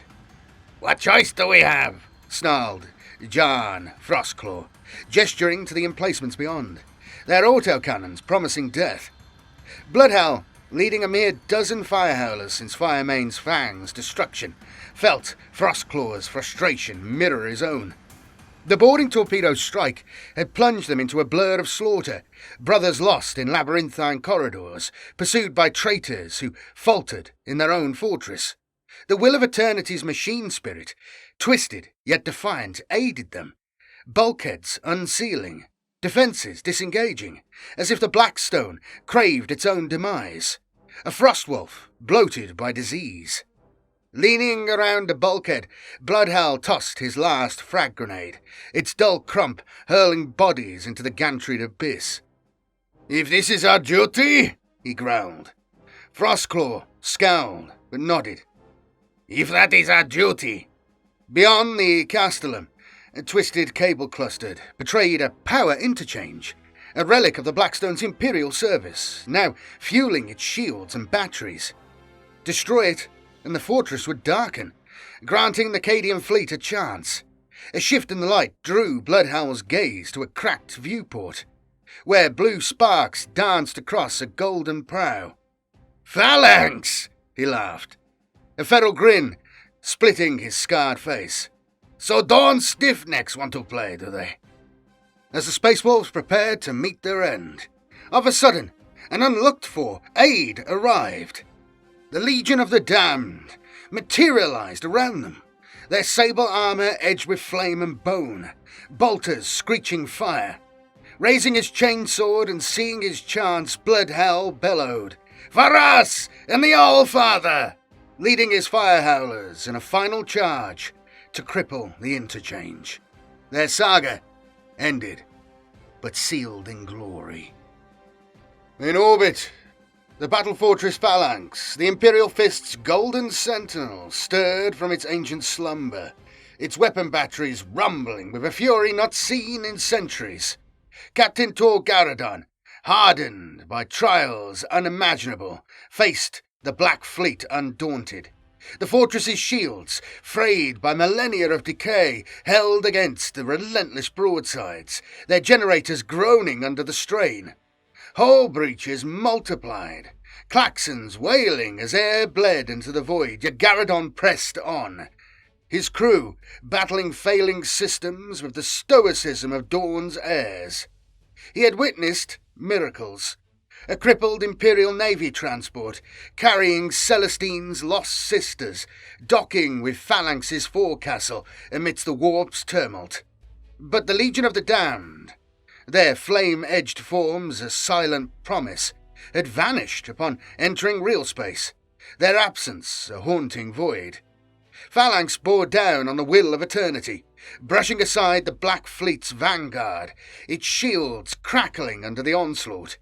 Its flank batteries roared, engaging traitor battleships, but its prow guns, scarred by time's relentless decay, lay silent, their mechanisms barely functional. Garadon, reserving their might for a decisive strike. A pinpoint flame breached the Blackstone's flank, its portside shields sputtering into oblivion. From the stratagem, Garadon seized the moment, the main batteries erupting with a fury to honour Rogel Dawn. The first salvo cracked the Will of Eternity's obsidian armour. The 11th pounded it to cosmic dust. Traitor cruisers rammed Phalanx's batteries, silencing them, their captains sacrificing their vessels in vain. Phalanx, Dawn's fist, and the Emperor's gift endured, its decaying grandeur unmatched, gnawing at the Blackstone's heart inch by unforgiving inch. A crack split the Will of Eternity's core, brilliant purple light bleeding across the stars, its arcane engines dissolving in dazzling aurorae. A third of the Black Fleet vanished into the warp, while the remains of the Will of Eternity's husk, like a lifeless moon in orbit, staring blindly at its former prey. Planetside, House Raven's Knights and the Imperial Fist's Thunderhawks reduced the vessel of damnation to molten scrap, their volleys unceasing. The Cadian Eighth, led by Jaren Kell, who planted the Ape's flag atop the reclaimed Cregan gates, and the Sisters of Our Martyred Lady drove heretics from the muster field.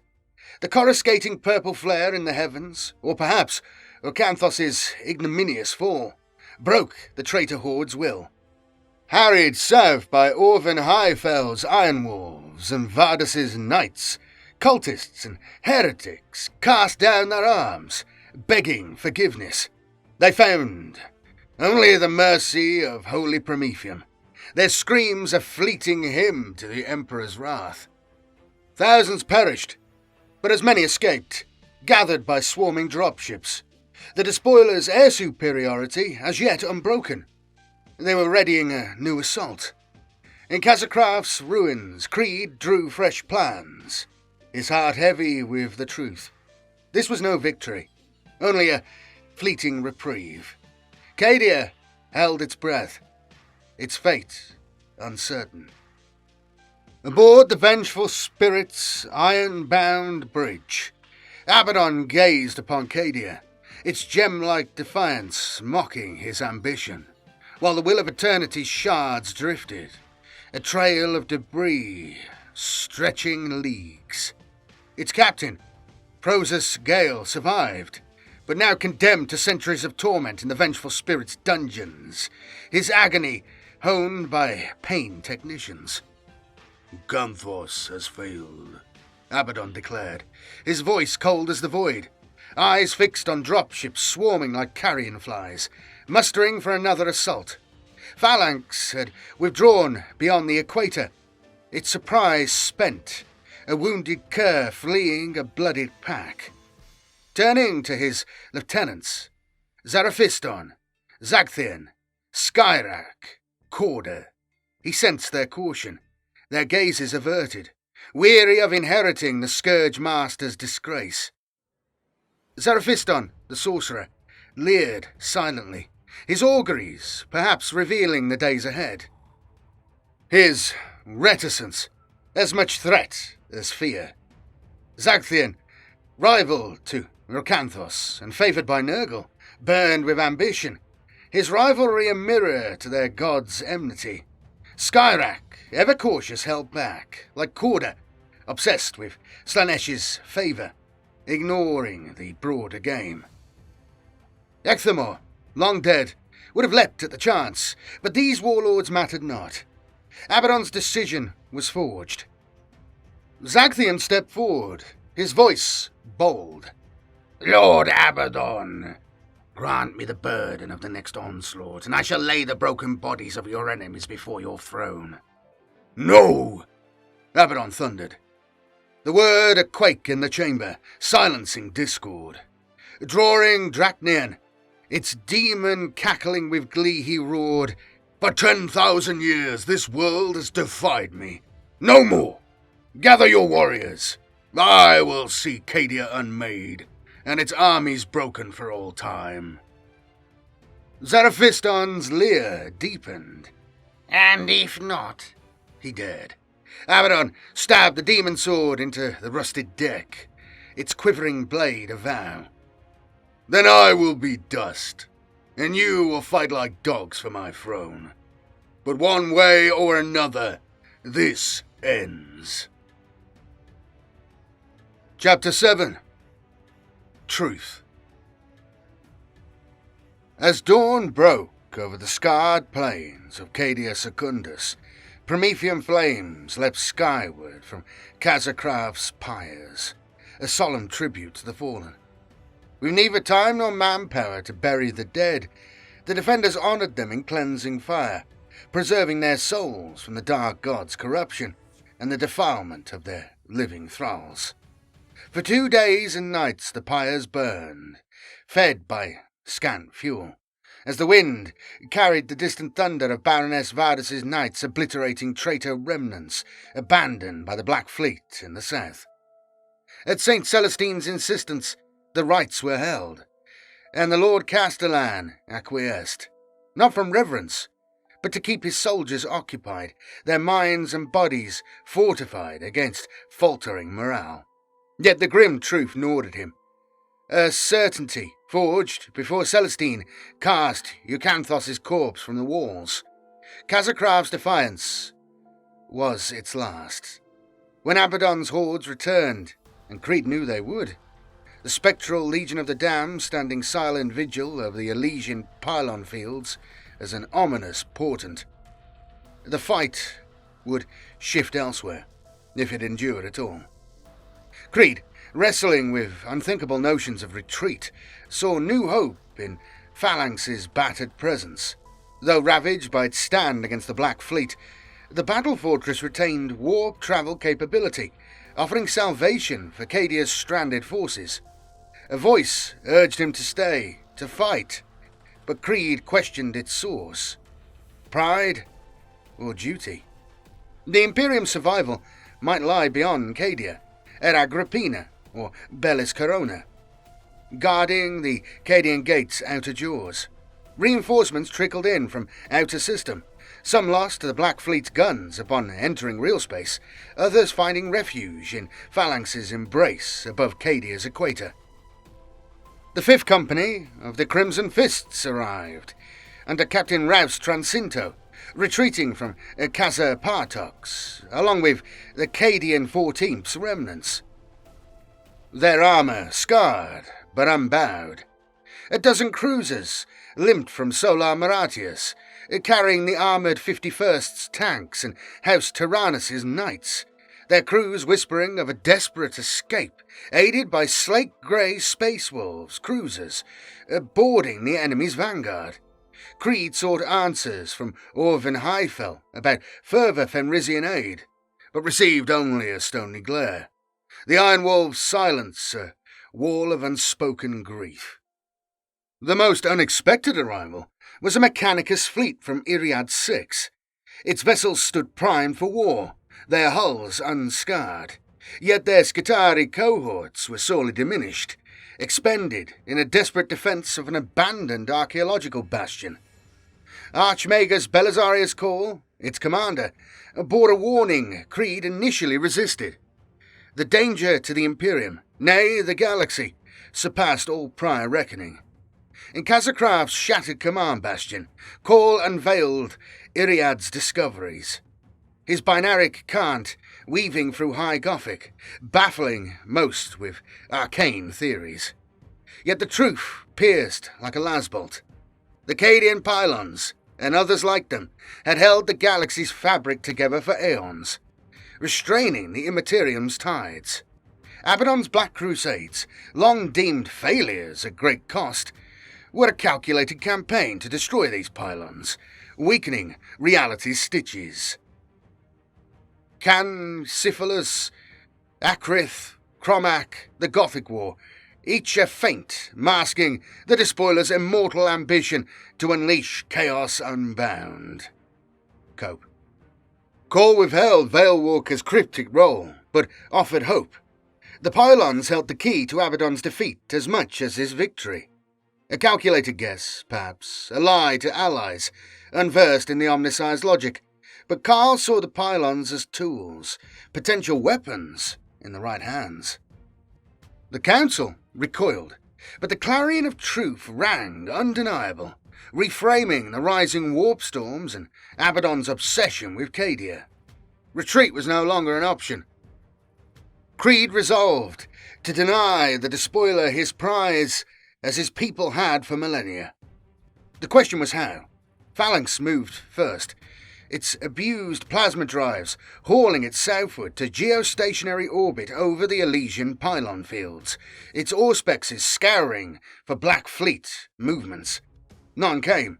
Abaddon's captains, chastened by Phalanx's fury, shunned mutual destruction.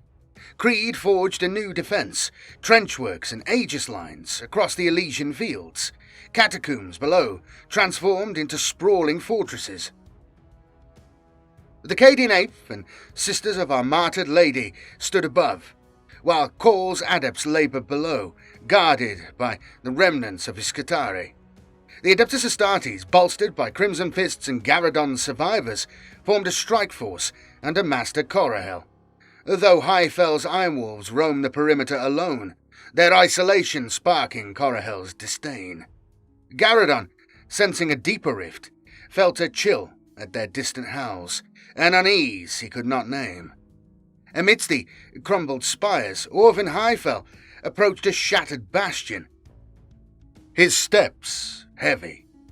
The winds howl, masking another sound. Wolf Priest Harken waited.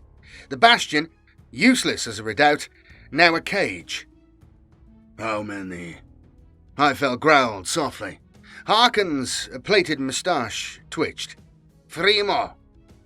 Highfell's face remained a mask, hiding the curse's toll since Migdal, a doom that would claim them all. Keep them bound, he ordered. When battle comes, they will do their part, as will we all.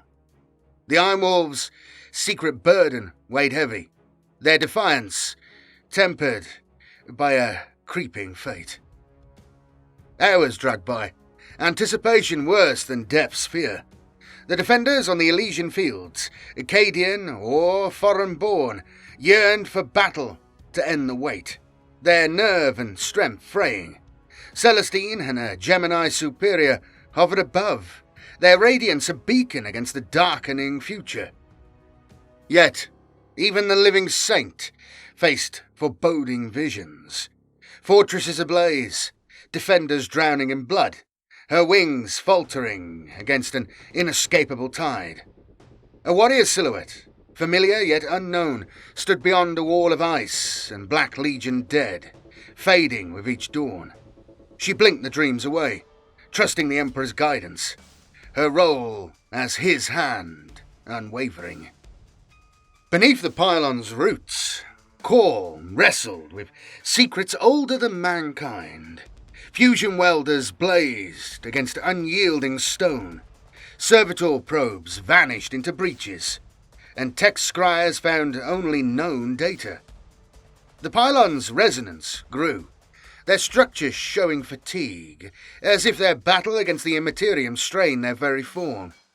Khal hypothesized that each destroyed pylon field increased the burden on others. CADIA was perhaps the last pylon world. A cloaked figure emerged, not Veilwalker's familiar shadow. I projected your arrival before now, Veilwalker, Khal intoned, turning, his servo-crawlers scuttling. Green eyes blazed from a HUD of metallic scale, a Necron's staff glinting. I mean you no harm, it said, cocking its head. Are those the correct words? I find no one ever believes me. Wait, what did you call me? Khal's arc scourge crackling, his voice a hiss. You are an abomination. The Necron set its staff aside. Thief normally suffices. I prefer honoured guest. But, abomination or thief, you and I have common cause. Khal's weapon poised, logic warring with instinct. Logic dictates otherwise. Then you don't seek to understand the nature of this matrix? The Necron countered. You comprehend its secrets? Khal demanded. I was there when they were first erected. Or perhaps I wasn't. You of all people should understand that memory is a fickle thing. Khal's rebreather hissed angrily. We share no communality. The Necron stepped closer, eyes blazing. Perhaps. I went to the fires of biotransference in chains. You have gladly sliced away your humanity piece by piece. But I digress.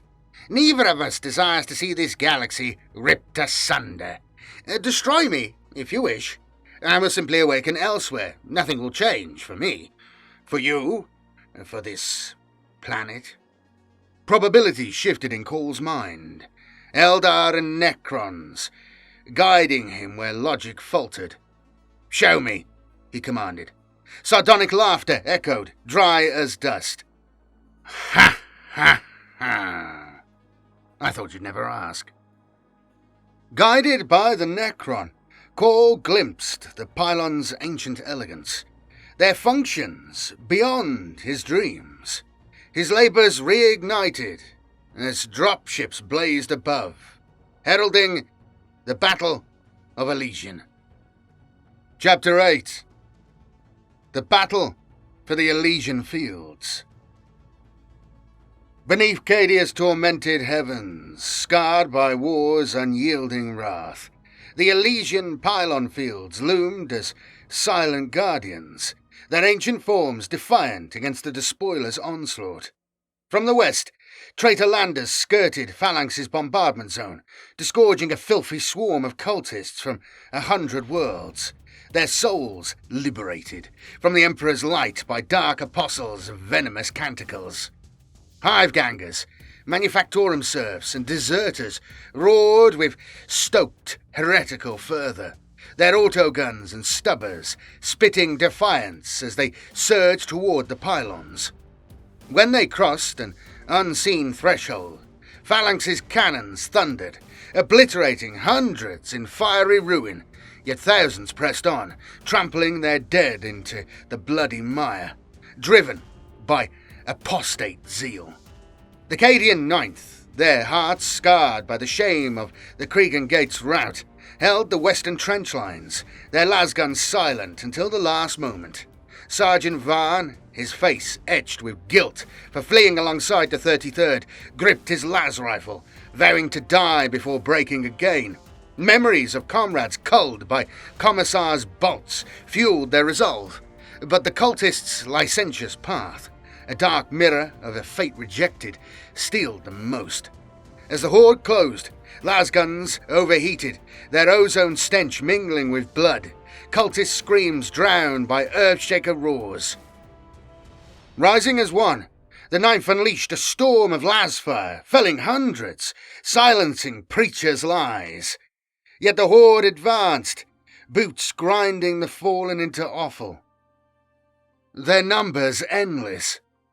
Plasma drives roared, heralding new landers to the north and east, Abaddon's second wave crashing upon the defenders.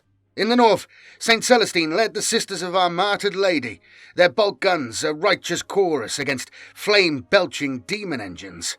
Exorcists bellowing defiance, Seraphim soared through the pylon maze, their blades hunting warpsmiths to prevent the repair of shattered machines.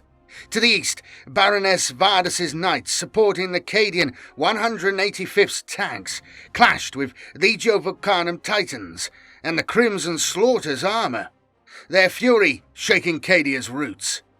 Vardas met her end in glory, her crippled knight felling the traitor Reaver Furioso Rex as her reactor failed, her sacrifice kindling House Raven's resolve. Bereft of knightly support, the 185th Colonel ordered a retreat, forgetting no ground remained to yield. Their lines teetering until Corahel's Dark Angels 4th and Taracinto's Crimson Fists 5th descended in Thunderhawks, bolters blazing against Sylvestus Chronon's crimson traitors. In the south, Abaddon's true assault struck.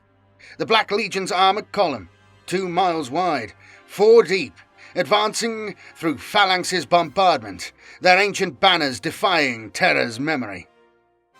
Shells rained down, wrecking transports, while Helldrakes strafed artillery positions. The Cadian Apes' hydras struggled to hold back the foe. Corahel split his Astartes. Amoric's Black Templars and Garadon's Imperial Fists reinforced the south, Crimson Fists and Dark Angels the north.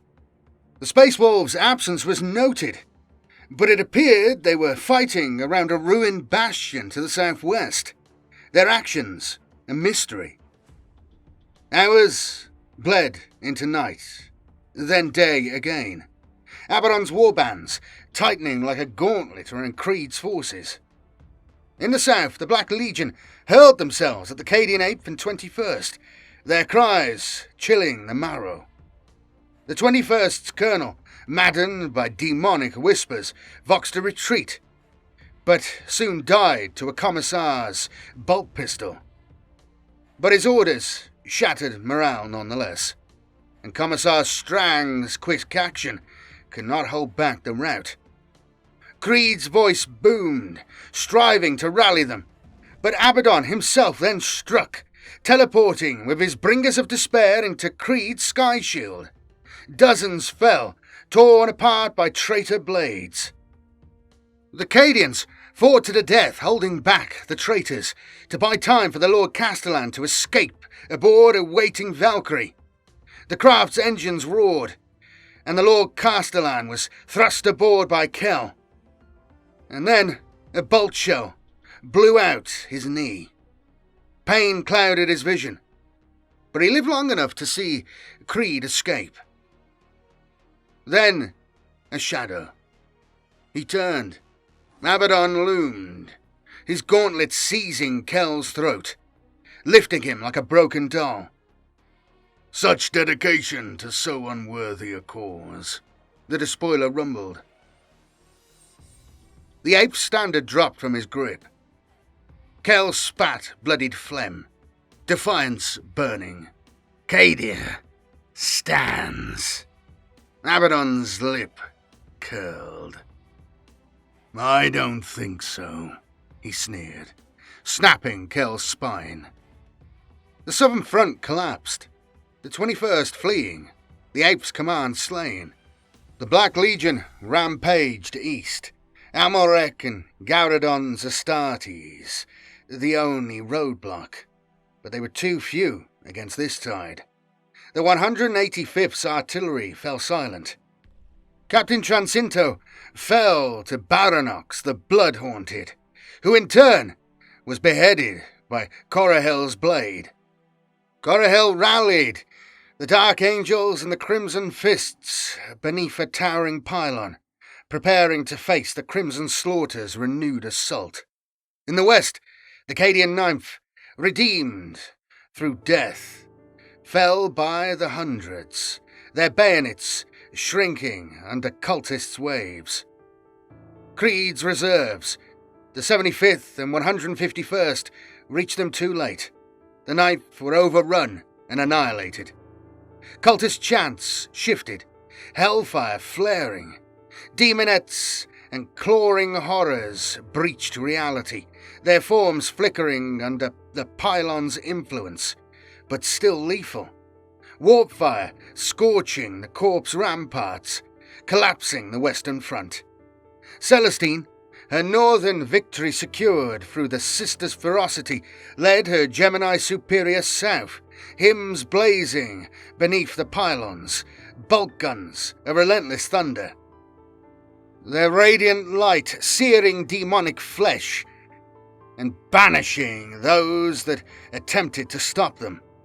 The Cadian 8th, what was left of it, retreated into the catacombs, where dripping walls pulsed with warp taint. Lumens flickered, and the stench of Promethium and Ichor choked the air.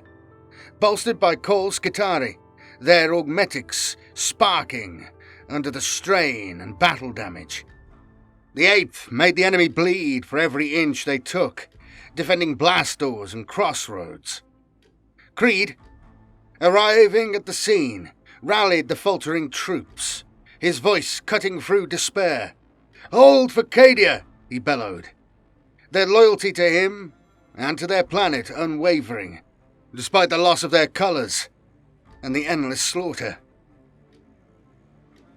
Deep within, Archmagus Belisarius Call, guided by Trazin, the Necron, probed the command Pylon's arcane pathways, his consciousness unravelling its aeons-old design. Trazin watched, torn between thief and saviour, a fleeting memory of his pre-biotransference self, shackled, defiant, stirred, weighing his collection's worth against galactic ruin. The cavern's western wall collapsed, Abaddon the Despoiler and his Black Legion crashing through electro-priests, Draknean cleaving effortlessly through them. Kor was oblivious to this, lost to his work. And so Trazin, knowing that the humans' defeat was near, decided to hurl a fractal tesseract labyrinth, its glyphs shimmering as air warped, unfolding in dazzling light. From this light emerged Heresy-era Ultramarines, led by a Lieutenant Commander Carantis, their armour gleaming with ancient sigils, alongside stasis-sick Vostroyans, Tanith snipers, Clovian salamanders, and a golden-armoured warrior, his eagle heraldry rare beyond terror. Skitarii optics faltered, logic circuits straining at the anachronistic host. The time-lost army fought, stalling Abaddon's assault. Trazyn vanished, leaving self-sacrifice to mortals. Inquisitor Katarina Greyfax, among the freed, surveyed the scene coldly. Her Ordo Hereticus instincts weary of Xenos treachery, suspecting Trazyn's aid masked darker intent. Her Kepic eagles stood, ready, disciplined, lasguns levelled but unfired, their mistress's caution a bulwark against rashness. In orbit, Commodore Treveau, aboard Phalanx's battered bridge, eyed flickering hololiths amidst sparking consoles, his crew's exhaustion palpable. "Sir, we have movement amongst the Blackstone debris," an ensign reported. "Traitor cruisers risked the will of eternity's wrath." "What are those scum playing at?" "Helm, get us underway. Set heading for the near edge of the debris cloud." "Comms, relay a request to our Mechanicus allies to cover our adrift starboard engagement zone. The shield generators are still down, and we've dead sensors across that quadrant. Phalanx, tremble, moving out. Rust-red Mechanicus ships, glinting ominously as they swung to support. In the nodal cavern beneath CADIA's trembling crust, war's fury shook the bedrock, a primal clash of wills, unyielding to strategy or reason. No grand tactics guided this maelstrom. It was a brutal brawl, where the dying gazed into their slayers' hate-filled eyes. The Elysian Field's slaughter echoed out into the universe, a crucible where the Imperium's faith met the despoiler's ancient wrath, each blow a testament to 10,000 years of defiance and betrayal. Lieutenant Commander Urkanthos, leading his heresy-era Ultramarines, sensed a disquiet beyond the battle's chaos. The traitor heraldry, unfamiliar, warped by time, clashed with memories of Terra's defense, their war gear crude compared to his own. Yet the truth burned clear. These were foes of the Imperium, heretics to be purged by Ultramar's might. His cataphracti armour dented, he rallied his brothers, their bolters a disciplined roar against the Black Legion's savagery, unaware millennia separated him from this era. Archmagus Belisarius' call, torn from his binaric trance by Demolisher Shell's thunder, completed the Pylon node's synaptic link. His many-faceted eyes surveyed the losing battle, electro-priests faltering, Skitarii lines buckling. Shifting to war mode, his carapace cracked, power surging into weapon augments. The lingua technis spilled from his vox grills, a chant of the Omnisire taken up by his adepts, their wavering ranks bolstered by divine logic.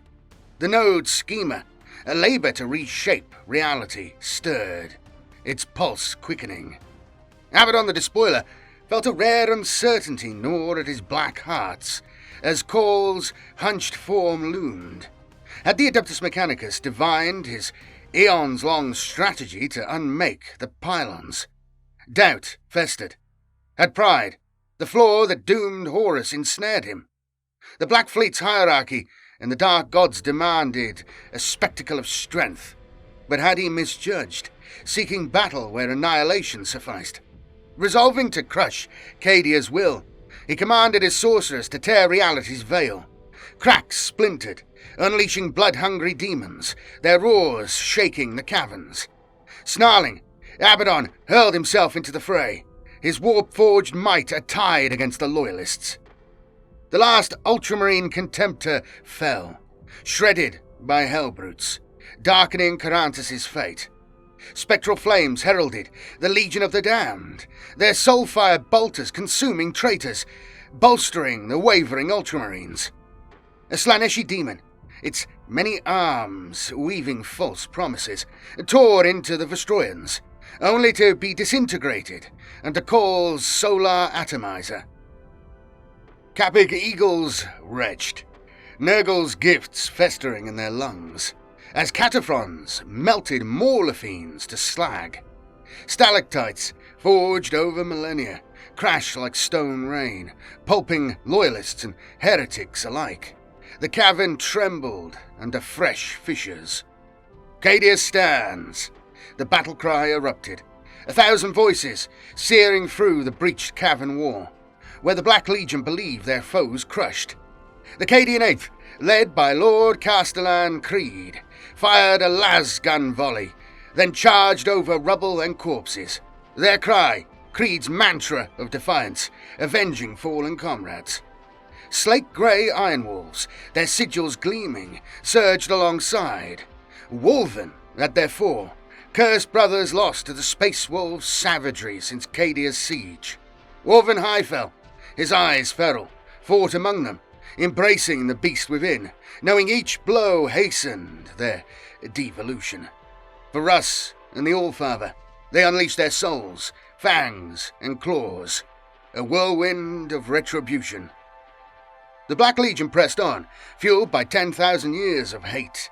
Bringers of despair rent ultramarines, Dracnean cleaving Urkanthos in twain, his sword arm torn by the talon of Horus. His brothers, trained by Guilliman's own hand, fought with unyielding discipline, and they were supported by volleys from the tempestuous scions of the Capig Eagles. But hatred's weight bore down. Abaddon, standing over Urkanthos' body, sought Creed, whose defiance had sustained CADIA too long. Pride demanded his soul, a trophy for the dark gods. With a bellow, demons and terminators charged the 8th, gore-slicked blades gleaming. Golden light flooded the cavern. Saint Celestine descended, her wings trailing fire. No doubt clouded her. The ardent blade cast pouncing demons to ruin. Her Gemini superior, Eleanor and Genevieve, felling winged possessed. Facing Abaddon, heir to mankind's greatest betrayal, she spoke no words, her soul fire clashing with Dracnean's despair, the wailing shaking mortal spirits. Alone she stood no chance, but her handmaidens fought as one, their blades a dance against the despoiler's might. At the cavern's edge, Inquisitor Katerina Greyfax recoiled at Celestine's arrival. "How long have I been gone," she mused, "that such heresy takes root? Battle sisters suffused with idolatry, Astartes revelling in mutation, spirits clad in hellfire. CADIA and Ultramar's purity embraced these evils for victory, a betrayal of her unyielding creed. Evil knew no shades. Purity was absolute. She had purged thousands for less, yet here stood abomination unchecked. Shadows stirred, Trazin's green eyes blazing, her Cademna bolt gun aimed between them. "Abomination," she hissed. "That word again," Trazin replied, gesturing lazily. "Stop me if this sounds familiar, but I suspect your priorities require re-evaluation. You sow corruption wherever you tread. Your reckoning is overdue," she retorted, her finger frozen on the trigger. Trazin's palm revealed nano-scarabs. "I'm not a fool. The mind shackle will not let you harm me." Bile rose, seared by anger. "You corrupted me, as you did Valeria." "A precaution only. As for Valeria, she had a remarkable brain. You robbed me of study." Trazin countered. Again, her trigger refused. "I brought you here out of common cause," he urged. "I am not yet done with this world, nor is your imperium. Focus that formidable certainty elsewhere. Our reckoning will wait." Snarling, Greyfax turned, her gaze locking on Abaddon. Call's data streams coalesced, the nodal grid primed. A labour to rival 10 millennia's work. Doubt lingered, however. Had Trazin lied? The Pylons' pulse, once silent, roared, a rumble drowning battle's din across the Elysian plains. Black lightning crackled along the Pylons' flanks, felling combatants. Psychers froze, their warp links severed, minds unravelling. Beams leapt from every functioning pylon, converging in the heavens, grazing Phalanx's flanks as it evaded, searing toward the Eye of Terror, its edges shrinking imperceptibly. Demons, their grip tenuous, dissolved. Demon-fused traitors collapsed, their cursed halves torn voidward. Possessed engines stilled. Greyfax screamed, her mind clawed by the Pylons' purge, anchoring on righteous fury. Abaddon staggered but endured, his will apart from his patrons. The Legion of the Damned vanished, their flames snuffed out. Celestine's light dimmed, her divine essence fraying, hope fading with faith. The Black Legion, seeing the Emperor's light wane, surged, uncaring of their demonic allies' loss, their ancient creed validated. The battle shifted, desperation quickening. Highfell died, throttling a bloodthirster. His fellow Wolven avenged him, but they were hacked apart by Black Legion blades. Creed stood firm. The 8th, Vestroyans and Capik Eagles rallied by his example, pride outshining fear. Celestine's jewel faltered, her light fading. Eleanor spiralling away bloodied, Genevieve trapped by the Black Guard's chain blades. The Ardent Blade clashed with Dracnean, but Celestine's parries weakened. A backhand blow cast her to her knees. "You cannot win," she gasped, meeting Abaddon's gaze. "Mankind will be free of your masters." His brow tightened. "There is no freedom," he snarled. Dracnean spearing forward. Then agony seared Abaddon's mind. Greyfax's psychic assault, channeling all of her rage since her awakening. "An Inquisitor's duty is to the Imperium," she resolved, prioritizing Abaddon's sins over Celestine's heresy. Her hold snapped, but her condemner bolt gun roared, shells scattering off his armour. The Cadian ape's bayonets blocked his path, dying by scores to shield their saint, buying her precious moments. The nodal pylon flared, call servitors confirming the impossible. The pylons were repelling the Eye of Terror. Demons vanished, leaving nothing but corpses behind. In orbit, Phalanx's shields collapsed. The navigators blinded. The Cadian gates stilled. Commodore Treveau, eyeing the Auspex, saw Chaos cruisers flee, the Will of Eternity's debris. Thunderhawks pursued them.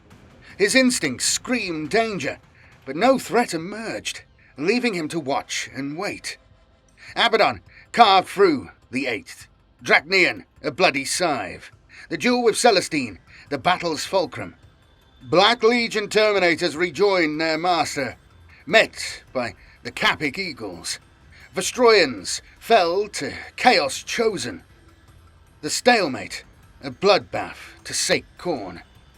Greyfax, commanding the northern flank, drove the Capik Eagles forward, her threats outmatching Black Legion guns. Creed, leading Kazakin, charged, a lasburst piercing the Terminator's eyepiece. They had a chance here, with their superior numbers, to fell this cursed creature, the Despoiler. Trazyn, from a rocky perch, saw history unfold. His thief's urge, craving a trophy. His fingers toyed with a Tesseract labyrinth. Its dimensions fit for one prize. A culverin blast shook his stalagmite, and he retreated, the Tesseract waiting as victory teetered on a knife edge. Creed's pistol blazed. Abaddon laughed mockingly at him. "CADIA stands," he bellowed. "CADIA is dead. Even now its doom comes." A lasburst scarred Abaddon's brow, others glancing off his armour. CADIA lives while but one of its soldiers fights. The talon of Horus lashed out, felling Creed, blood oozing from a ravaged arm, fingers severed. I set this world's fate in motion before planetfall, Abaddon rumbled. But for hubris, I would never have set foot here. Your Pylon games have reinforced the folly of pride. Talons closed around Creed's neck, lifting him up. The corpse bride has fled. The will of CADIA is broken. The imperium will follow. I honor you as the last to die by my hand. Take solace. This world will not outlast you. CADIA has fallen. Take solace. This world will not outlast you.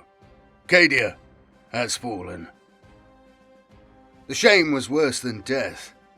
10,000 years of CADIA's pride lost under his watch. A roar of agony shattered the darkness as Celestine, pale as death, drove her ardent blade deep into Abaddon's spine, its holy fire searing his tainted flesh.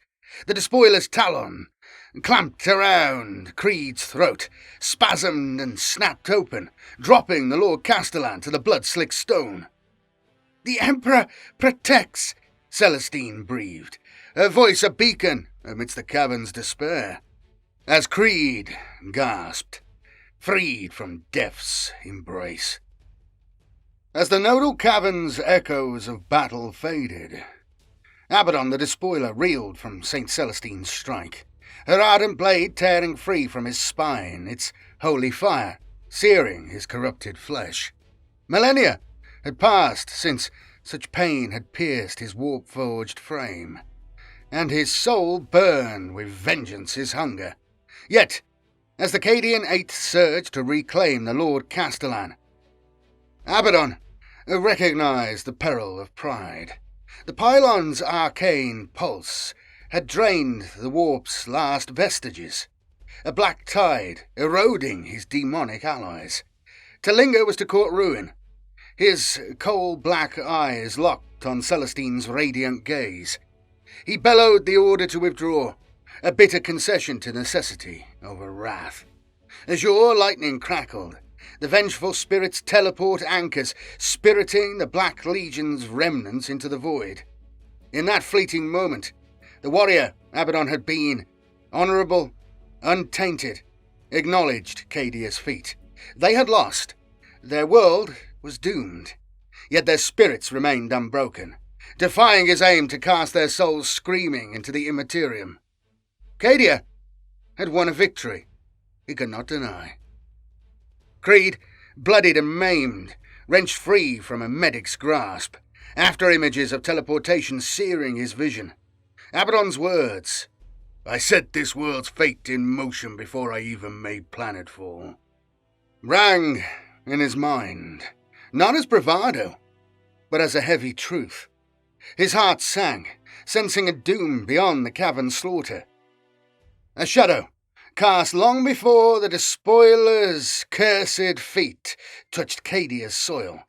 Archmagus Belisarius Core, his consciousness returning from war mode, scrutinized the nodal grid's data streams, confirming its function held. His Skitari and electro-priests, battered but resolute, stood sentinel, their chants fading into silence. Inquisitor Katerina Greyfax staggered, the warp's receding tide clawing at her psyche, a void blooming black and hungry against her red rage. Her condemner bolt gun slipped from numbed hands, temptation whispering oblivion's embrace. She stumbled, rejecting a scion's aid, when Celestine's hand steadied her shoulder. "Endure," the living saint urged. "It will not be forever." Greyfax lurched away, pain spiking her mind. "Touch me not, witch," she spat. Celestine's lips curled faintly. "If I am a witch, then why did you save me?" "I struck at another. It is not the same," Greyfax retorted. "Or perhaps the Emperor's hand guided you, as it guided me," Celestine countered. "A miracle," Greyfax sneered, pain fueling disdain. "There are no miracles, only delusions. I will break your heresy. You will beg for death." The void pulsed, and she staggered again, caught by Celestine. "We shall see," the saint replied, releasing her and walking away, her gaze lifting to the starlit skies, visible through the cavern's shattered roof, as if foreseeing the calamity to come. On the Elysian fields, the Black Legion's retreat was a chaotic rout.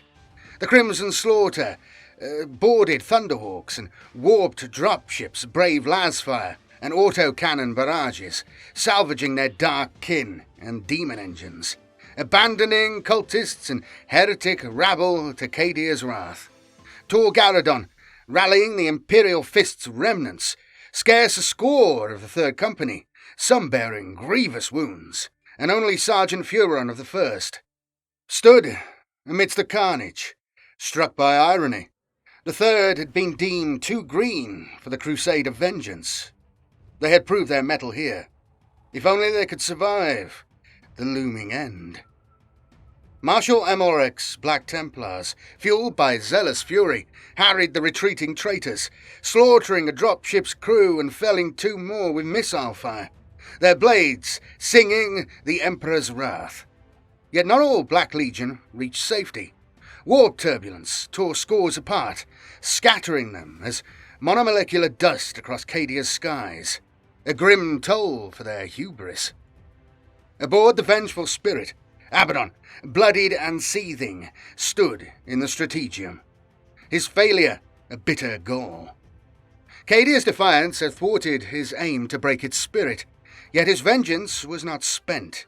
He issued the final command.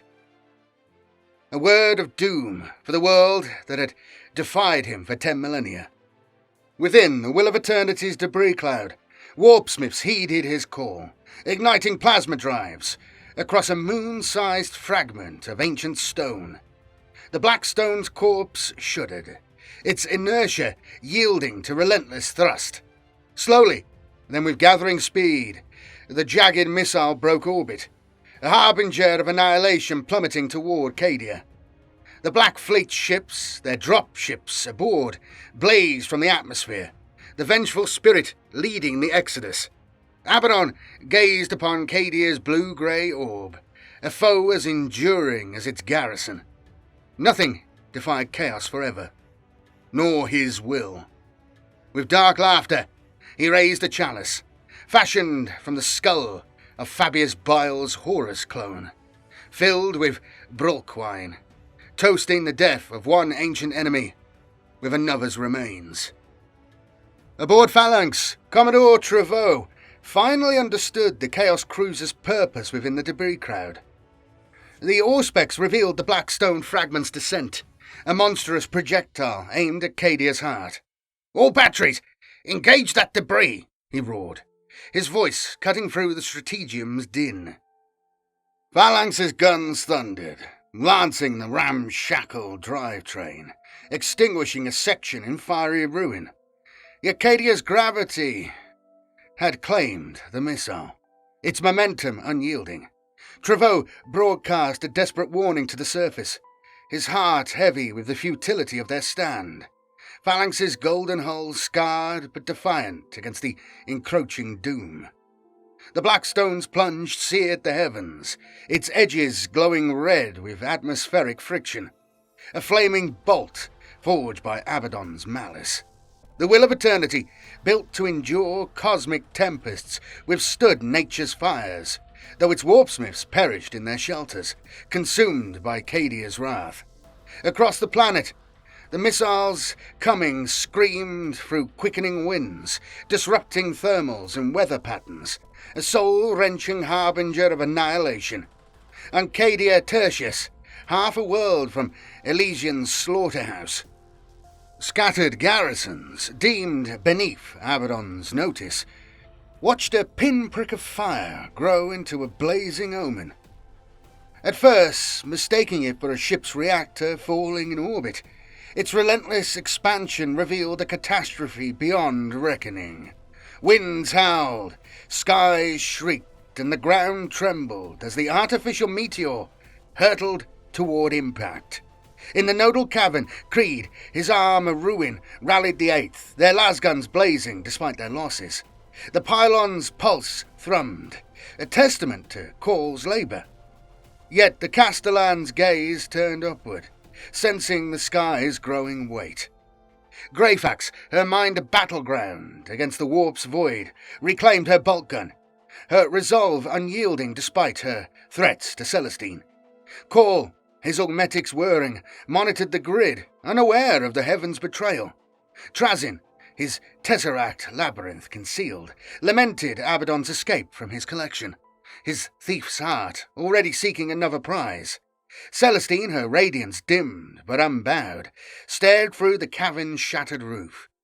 Uttering a silent prayer, she knew the end was nigh. As the black stone screech pierced the air, the defenders of CADIA stood on the precipice of oblivion, their defiance a flickering flame against the death of their world. Chapter 9. The Fall of CADIA. CADIA, bulwark of the Imperium, shuddered under the Blackstone's apocalyptic strike, its ancient orbit torn asunder by forces unimaginable. On CADIA Tertius, survivors in ruined fortresses had scarce moments to scream before superheated winds roared, searing flesh from bone, reducing bone to ash, and scattering it across a dying world. The Will of Eternity's remnant gouged a crater hundreds of miles wide. Mountains crumbled to dust, seas vaporizing into scalding steam. Continental plates groaned, shifting under titanic pressures unseen since CADIA's primordial forging in the galactic void's star stuff. Tremors rippled, heralded by tidal waves and particulate gales that scoured the planet. Coastal bastions, weathered siege and bombardment, now drowned beneath unnatural tides, their foundations ripped away by raging seas. Ran Storn's island, its landing fields, shell-ravaged, vanished entirely, swallowed by the waves. 1,000 miles inland on CADIA Secundus, Kazavak's enduring spires fell, shattered by the Kajukedi sea's buckling shelves. Ancient forests, old when mankind first claimed CADIA, burned to cinders in moments. Dormant volcanoes along the Rosvar Mountains erupted, pyroclastic flows consuming all in their path. Tarok fields split asunder, swallowed by magma-lit gloom, the world's torment erasing its history. At the Elysian fields, the defenders heard the winds roar, saw particulate clouds eclipse the sun.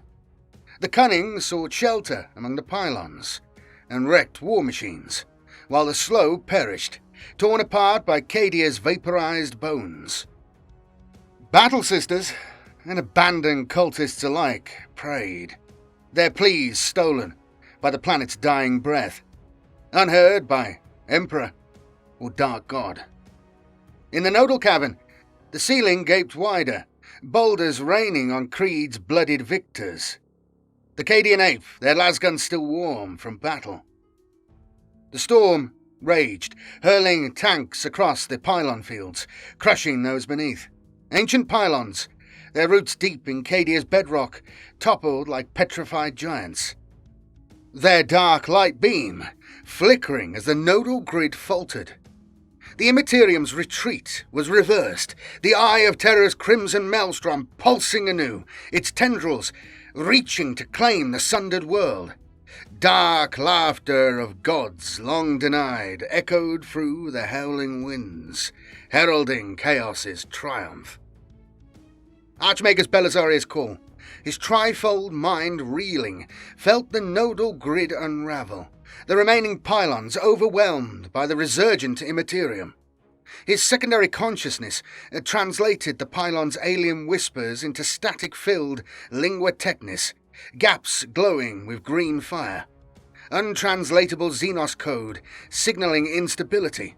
Now, I will not fail, not after coming so close, he raged, his primary consciousness gripping the grid as if will alone could hold it. His optics sought Trazyn, the Infinite, but the Necron was gone. Curse him, Call hissed, damning Trazyn and Veilwalker for their Xenos deceit. Pride had blinded him, seducing him from Mars' precepts to bind the Pylons to the Omnisci's purpose, a folly now clear. Binaric equations dissolved into dust, alien and unrecognizable, as the grid convulsed. CADIA is lost, he breathed, disengaging as the last bindings fell, the warp's cancerous tide flooding forth unstoppable. The warp, once held at bay by the Pylons' ancient artisans, now caressed CADIA's real space. Demons, no longer flickering shades but hale servants of chaos, spawned amidst CADIA Tertius's ruins, where the Blackstone's impact tore reality's veil. As the Eye of Terror broke its bounds, rifts multiplied, dragging CADIA into the Imperium's bowels. Psychers, freed from Pylon suppression, faced warp-born perils. Most fell, possessed, their bodies warped into horrors, torn apart by las and bolterfire from former allies. Only Inquisitor Katarina Greyfax, her will iron, repelled the demons clawing at her mind. Yet, in this darkest hour, hope flickered.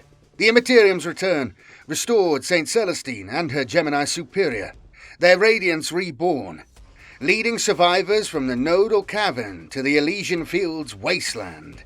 Celestine shone as a beacon amidst magma rivers and fallen pylons, where sporadic lasfire met emerging demons. The Cadian Eighth, battered but unbroken, looked to Creed, but for the first time since his White Shield days, he offered no command, his gaze lost in CADIA's ruin, despair cloaking his soul. Greyfax, rejecting Celestine's dubious sanctity, seized command via the faltering Voxnet. CADIA has fallen, she declared, ordering evacuation. No victory remained. To slay was to feed the dark gods. Expecting Celestine's defiance, she found none.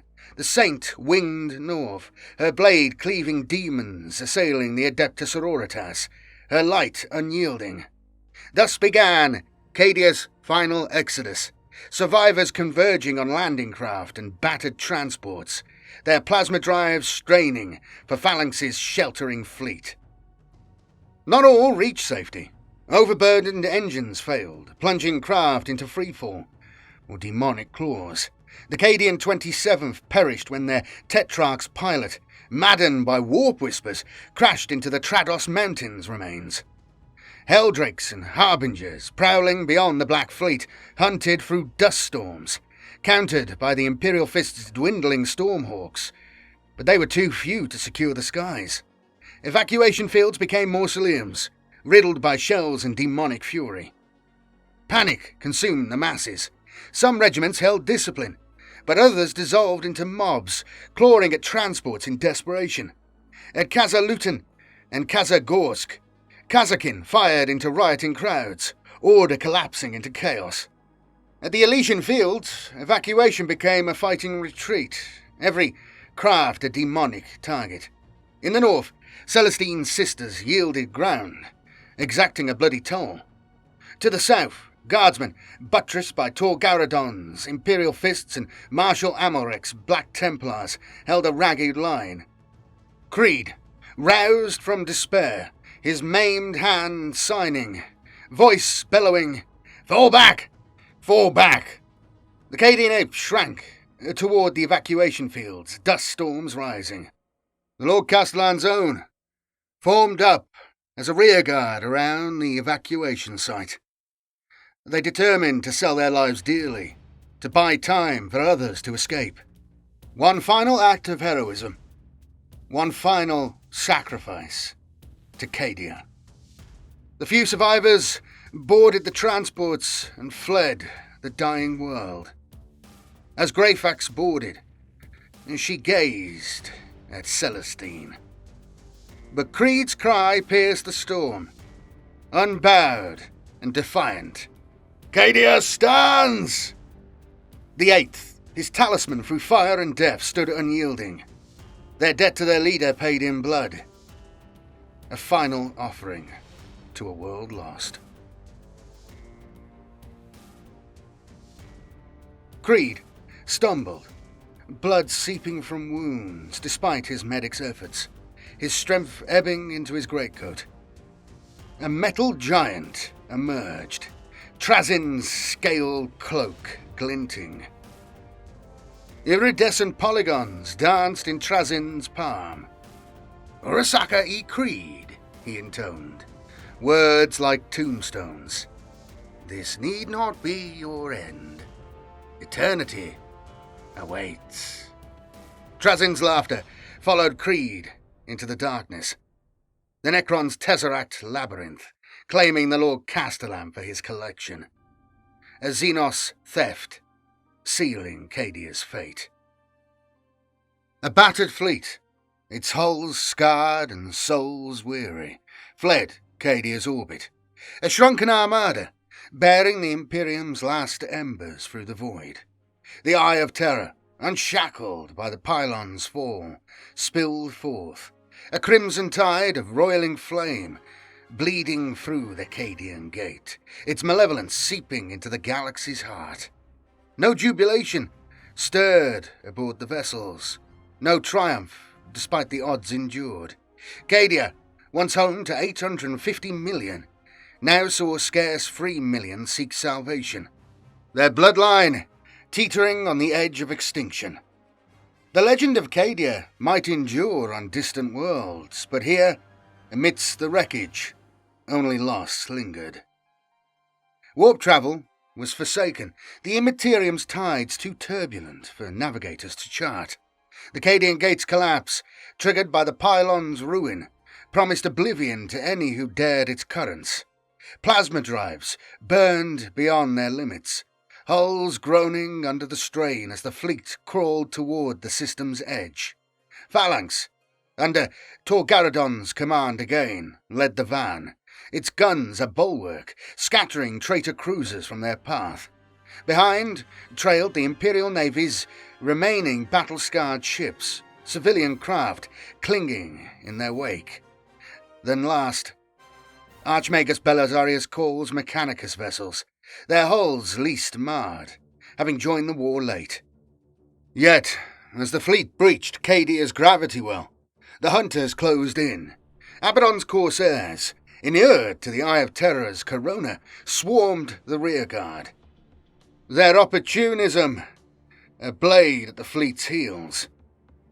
The void blazed with lancefire as waves of raiders braved Mechanicus broadsides, seeking prizes among the stragglers.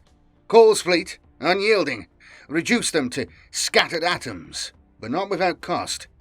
20 hours into the retreat, the hand of Satrial, a dictator-class cruiser, succumbed to enemy fire, its 10,000 souls lost. Within 30 hours, 2 frigates and a light cruiser followed, their hulls torn apart. Call bore the losses with stoic resolve, deeming them penance for his hubris on CADIA, urging his servitor crews to redouble their efforts, his vox grills humming with lingua technis exhortations. 40 hours out, the pride of St. Keraphus, an agri-hauler, faltered, its plasma drives failing. Garadon, weighing the fleet's survival against the thousands crammed within, took aboard what transport craft escaped, but abandoned the pride. The Emperor's wrath and Dominus Victor's captains, appalled, defied Garadon's pragmatism, racing to its aid. Their nobility proved fatal. The Emperor's wrath perished, torn apart while docked with the crippled pride.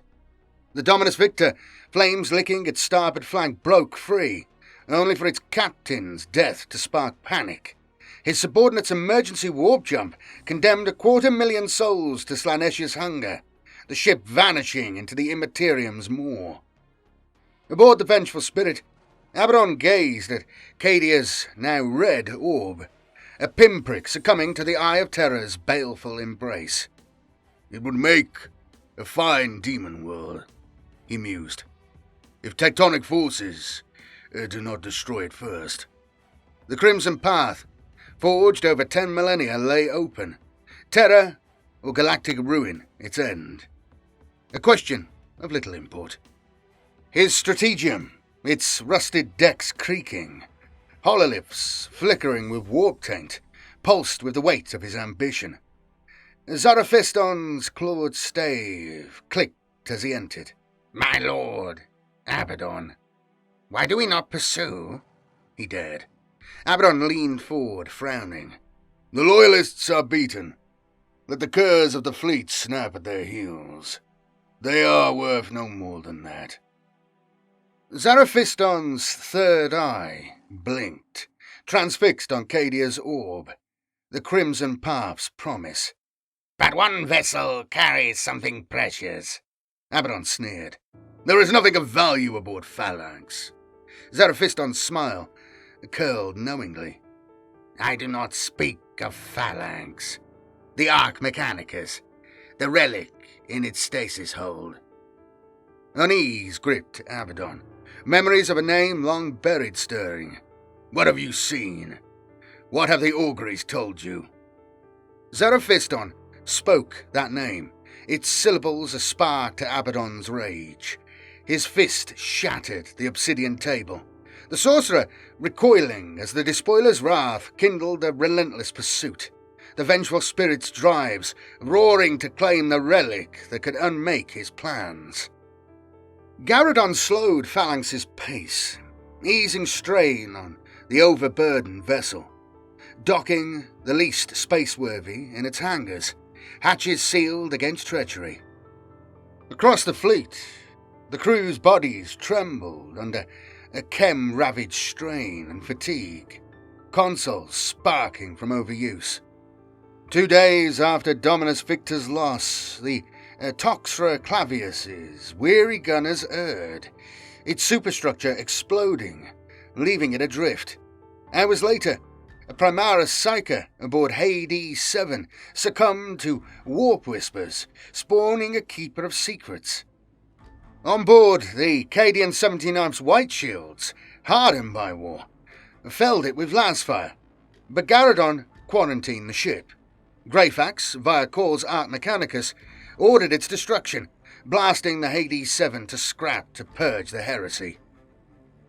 112 hours into the retreat, as CADIA's now demon world succumbed to fiery death throes, the fleet neared Eclysus, Kazahon's icy moon. Phalanx's navigators deemed the warp tides navigable. Of 29 ships, 16 remained, nearly 2.5 million souls. Then, 2 Black Fleet capital ships led by the vengeful spirit emerged within weapons range, driving for Corps' rearguard with reckless fury. Most of the refugee ships had already fled into the warp, and Garadon could only curse. Phalanx's jump now unstoppable. The last he saw, before entering the warp, was Corps' fleet turning to face Abaddon alone. The Chaos Craft opened fire on Corps' fleet, striking the Iron Revenant's aft shields, crippling drives and Gellerfield, trapping it in real space. Corps, fearing for his sacred cargo, its sanctity a beacon for the Imperium's future, veered to evade, his fleet forming a sacrificial blockade. A Mechanicus captain, her augmetics whirring, accepted sacrifice was necessary. Her servitors firing amidst crumbling decks, binaric chants echoing through venting plasma. Interceptors clashed with Helldrakes, lances flared, adamantium melted. The Sanctus Malefic peeled away, its prow ruined. Arxesis Phobos melted, its reactor detonating. Xanthos, Everos Mondas, and Cerebos perished while trading blows. Stellaris Mons rammed a battleship, shattering its drives. Alpha Scion fell to Black Legion borders. Each sacrifice brought time for Iron Revenant's repairs, but the vengeful spirit, ignoring the blockade, closed relentlessly. Cole pushed the Iron Revenant systems beyond tolerance, steam hissing, klaxons blaring. "Increase drive threshold 17%, he ordered. The strategium shuddered. Greyfax, sensing Cole's guarded duty, a secret glimpsed in his mind, knew the ship's doom. Celestine intoned, "We cannot outrun this fate." Marshal Amoric growled, "Would you have us offer our necks to the despoiler without a fight?" Celestine turned, her dream of a blood river among the stars vivid. Clysis's ice, a haven of salvation. "I beheld this in a dream. The harder we struggle, the more certain our fate. We must find another way." Greyfax's anger flared. "There is no salvation in your heresy. If—" Cole's gesture silenced her. "Necessity considers all answers, however improbable." Greyfax protested. "She is a heretic!" Cole's optics gleamed. "A bold accusation for one whose blood seethes with Necron artifice. Do not deny it. I perceive the nanomachines writhing beneath your skin." Amoric's suspicion darkened. "I remain uncorrupted?" Greyfax insisted. Cole mused. "So you say. I can free you from their grasp, but first we must survive." To Celestine, he asked, "What else did your vision show?" She pointed to Clysis's swirling blizzards. "We will find salvation within the ice, and then our crusade will begin anew." Amoric nodded. "Your crusade, lady, but we will follow you while our strength remains." Greyfax, disgusted, turned away. The Celestinian crusade, a bitter thorn. The Iron Revenant veered toward Clysis, drive straining, loosing a broadside at the vengeful spirit. Torpedoes shattered the battleship's prow, crumpling its 8-pointed star. But the traitor ship, forged at the height of humanity's power, endured. Abaddon closed obliquely, starboard guns gnawing the Ark's hull. The Iron Revenant endured, its macro cannons crashing, torpedoes spent, hundreds dying in each broadside, bodies clogging causeways or drifting in the void. Cole descended to the stasis vault, its arcane mechanisms grinding, binaric hymns resonating as an eerie glow pulsed from within. The cargo's sanctity, a guarded hope. The Sisterhood headed to portside hangars, but Amoric's Black Templars vowed to fight. Greyfax, weary of Celestine's sway, demanded Amoric join her, her inquisitorial seal bending his pride. Transports spiraled planetward, shielded by Iron Revenant's husk, vanishing into Clysis's storms as Helldrakes pursued, the Ark breaking apart above. Chapter 10. Crusade. Clysis's blizzards, a frozen veil of howling snow, cloaked the Imperium survivors from Abaddon's wrath. Yet the despoiler's hunt endured. Enraged at his quarry, the sacred relic aboard Archmagus Belisarius Cole's Triaros conveyor might slip his grasp, he unleashed every flight-worthy vessel, Helldrakes scouring the glacier's expanse. The trek became a fighting retreat, survivors scrambling for cover amidst jagged rocks as demonic engines shrieked overhead. The glacier held no opportunities for concealment, particularly for the House Tyrannus Knights. Yet their fortune held for hours, the snow shielding their path. Saint Celestine led the way, her golden radiance piercing the storm, a beacon of the Emperor's will. Her light pulsed, visions of star-lit salvation guiding her, stirring awe in the Sisterhood and doubt in others. A battle sister, her armor crusted with ice, felt faith rekindle, her bolter steady despite numb hands. Inquisitor Greyfax trudged behind, resenting the saint's sway over the others. Yet a flicker of hope stirred within her. "What do you see?" Celestine asked, her voice serene amidst the glacious winds. "I see our death," Greyfax retorted sourly. "No," Celestine countered. "Salvation awaits us." Greyfax turned, teeth chattering. "Your lies are wasted on me, idolatress." Unfazed, Celestine pressed. "You serve the Emperor. Why can't you not believe his hand guides me?" Greyfax drew closer. "I don't believe anything guides you. You're a heretic, preying on the credulous. I should have let the despoiler kill you. Were you not supported by your acolytes, I'd kill you now." Celestine smiled. "Then I should kill you first while I can." Greyfax squared her shoulders. "Yes." The smile faded. "He has a plan for you too, Katerina. I have seen it." Celestine took wing, leaving Greyfax to rejoin the march. Her soul stirred, despite her bleak resolve.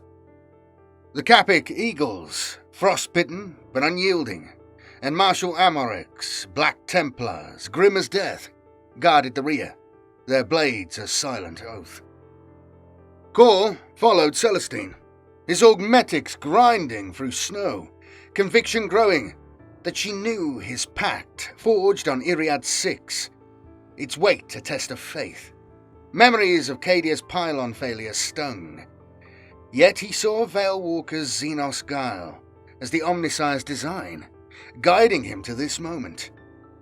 The Triarus Reliquy, its binaric hymns resonating, pulsed with sacred purpose, a beacon for the Imperium's future. "My pilgrimage," Cor vowed, chastening his doubt, "is the Omnissire's will." His resolve hardened, each step a prayer to the machine god. The snow, of a sudden, ceased, and Helldrakes descended, their strafing runs carving trails of blood across the ice. Crack missiles felled two, but a third tore scions apart, clawing the Triarus before Cor's axe split its warp metal skull.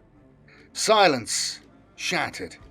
Black Legion warbands converged, their dropships roaring through the passes. Skirmishes erupted up and down the column of survivors. Havocs rained shells from overhanging crags, raptors screaming from the skies, bikers harrying the flanks. A sister fell, her chest pulped by bolter fire, her last breath a prayer. Seraphim swept the crags clear, Prometheum melting ancient ice. Lasgun volleys downed raptors. Tyrannus knights purged bikers with cannon fire. Yet the enemy's numbers swelled, while Cor's escort dwindled. Survivors huddling under the Triarus's void shields, duty binding them to its unseen cargo. Aboard the vengeful spirit, Abaddon's fury seethed, his vox roaring commands across the fleet. Terminators trudged through snow, demon engines bellowing, driven by their master's obsession with the relic Zaraphiston's auguries foretold. Celestine led the Imperials into a valley, her path winding through jagged peaks as she led them higher and higher. Scions fell, eyes frozen, as Greyfax abandoned questioning the saint, her breath spent on the climb. At a ridgeline, she glimpsed the tank column below, a noose of chaos tightening. Amorek detailed half his Black Templars, led by the Emperor's champion, Garion, to hold the pass. Their sacrifice would buy the rest of them time. As night fell, battle echoes faded, and the knights knelt, Amorek's chant honouring the lost. Dawn brought more snow, slowing progress, dimming Celestine's light. Land raiders clawed uphill, their tracks biting permafrost. Cole's company pressed on, the Tyrannus Knights raining fire back down the valley, squads covering each retreat. The Triaros faltered in snowdrifts, its spirit wounded. Cole's binaric soothing the faltering machine. Hellbrutes below bellowed. Raptors, Voxcasters screamed. A Land Raider's ramp crashed down. Abaddon himself striding forth, Terminators at his back. The Capic Eagles fought as best they could, but then broke, fleeing further uphill, all discipline lost. Cole stood at the fore, ready to die for his unfulfilled pact. Then salvation came. Ice all along the valley walls exploded in dazzling light. Eldar jet bikes hissed down it. Shuriken cannons rasping death into the Black Legion. Harlequins danced, their vibrant colours swirling, joined by Ulthwee's strike force, Comora's witches and Bael'Tarn's warriors. Slender walkers strode, their weapons searing. A sister gaped, awed by alien grace and fearing Xenos treachery. Abaddon charged, bellowing, but his warriors fell around him, sliced by blades or shredded by shuriken. Twice he assaulted the Triaros, twice repelled bloodily. Cole's company staggered through the Eldar ranks, a webway gate spires blazing up ahead, its runes pulsing ethereally. Celestine hovered above, arms outspread in prayer. Cole gazed at the Xenos host, his subroutines identifying Eldrad Ulthran, but faltering on others. A female in an elaborate gown, a crimson-armoured warrior, and of course, Veilwalker, her mask dancing with light. "Where are you taking us?" "Into the light of a new dawn," she replied, tilting her head, "unless you prefer to remain in the darkness." Cole bristled. "The Despoiler has a warship in orbit. You cannot hold them for long." "We will not have to," Veilwalker countered, her mask shimmering. "The ending has passed. It is time for a new beginning. There is a parley to be struck, if you have the courage." She gestured to the webway, and Cole led the rest of the Imperials through it, into an uncertain future. Though CADIA had fallen, the war for the galaxy had just begun.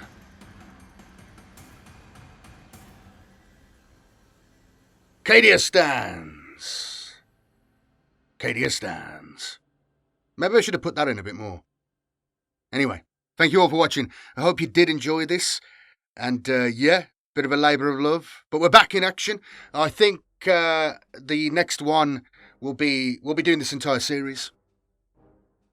But the next one, The Fracture of Bael'Tarn, covering those events, will probably be like 2 weeks, maybe 3 weeks, depending on how things work out. But like 2 weeks I'm aiming for to get these big lore videos out to you guys. So I hope you really do enjoy them. Do let me know in the comments what you thought. That really, really helps me, just in terms of doing the videos, but also helps massively with the algorithm. And do remember to like the videos if you liked it. Don't dislike it. I mean, maybe do dislike it. I don't know. I think it all helps the algorithm. I don't know. Subscribe if you're not subscribed. And if you would like to support the channel, please do consider becoming a patron on Patreon or a YouTube channel member, whichever you prefer. I really do appreciate it. And thank you to everybody who has, especially over the last month or so. Thank you to everybody who's shown additional support. And thank you. Honestly, it's been a bit of a tough one, but I don't want to whinge too much, because in a few years' time, it won't make sense to anyone. So let's forget it all happened and, and push forward together into all the new content. But thank you all for watching, and thank you again, obviously, to everybody who's been supporting the channel and sticking with the channel through our recent hardships. But we are back to it, and new content will be coming regular, and I'll try and stream a bit more often, because apparently a few of you enjoy my ramblings. So yes, and also I'm really terrible at playing computer games, so it's quite embarrassing. So if you want, you know, a bit of schadenfreude, or whatever you call it, then maybe you'll appreciate that. I'm just rambling now. I'm going to go. The next video is coming soon. Again, if you could do all those things to help me, I'll really appreciate it. And yeah, hopefully this goes down well. It's a bit of a change to how I normally did things. So yeah, I hope you enjoy. And more stuff is coming. And again, do give me some feedback. I really appreciate it. I will be back again soon. Thanks again. May the Emperor protect. CADIA stands.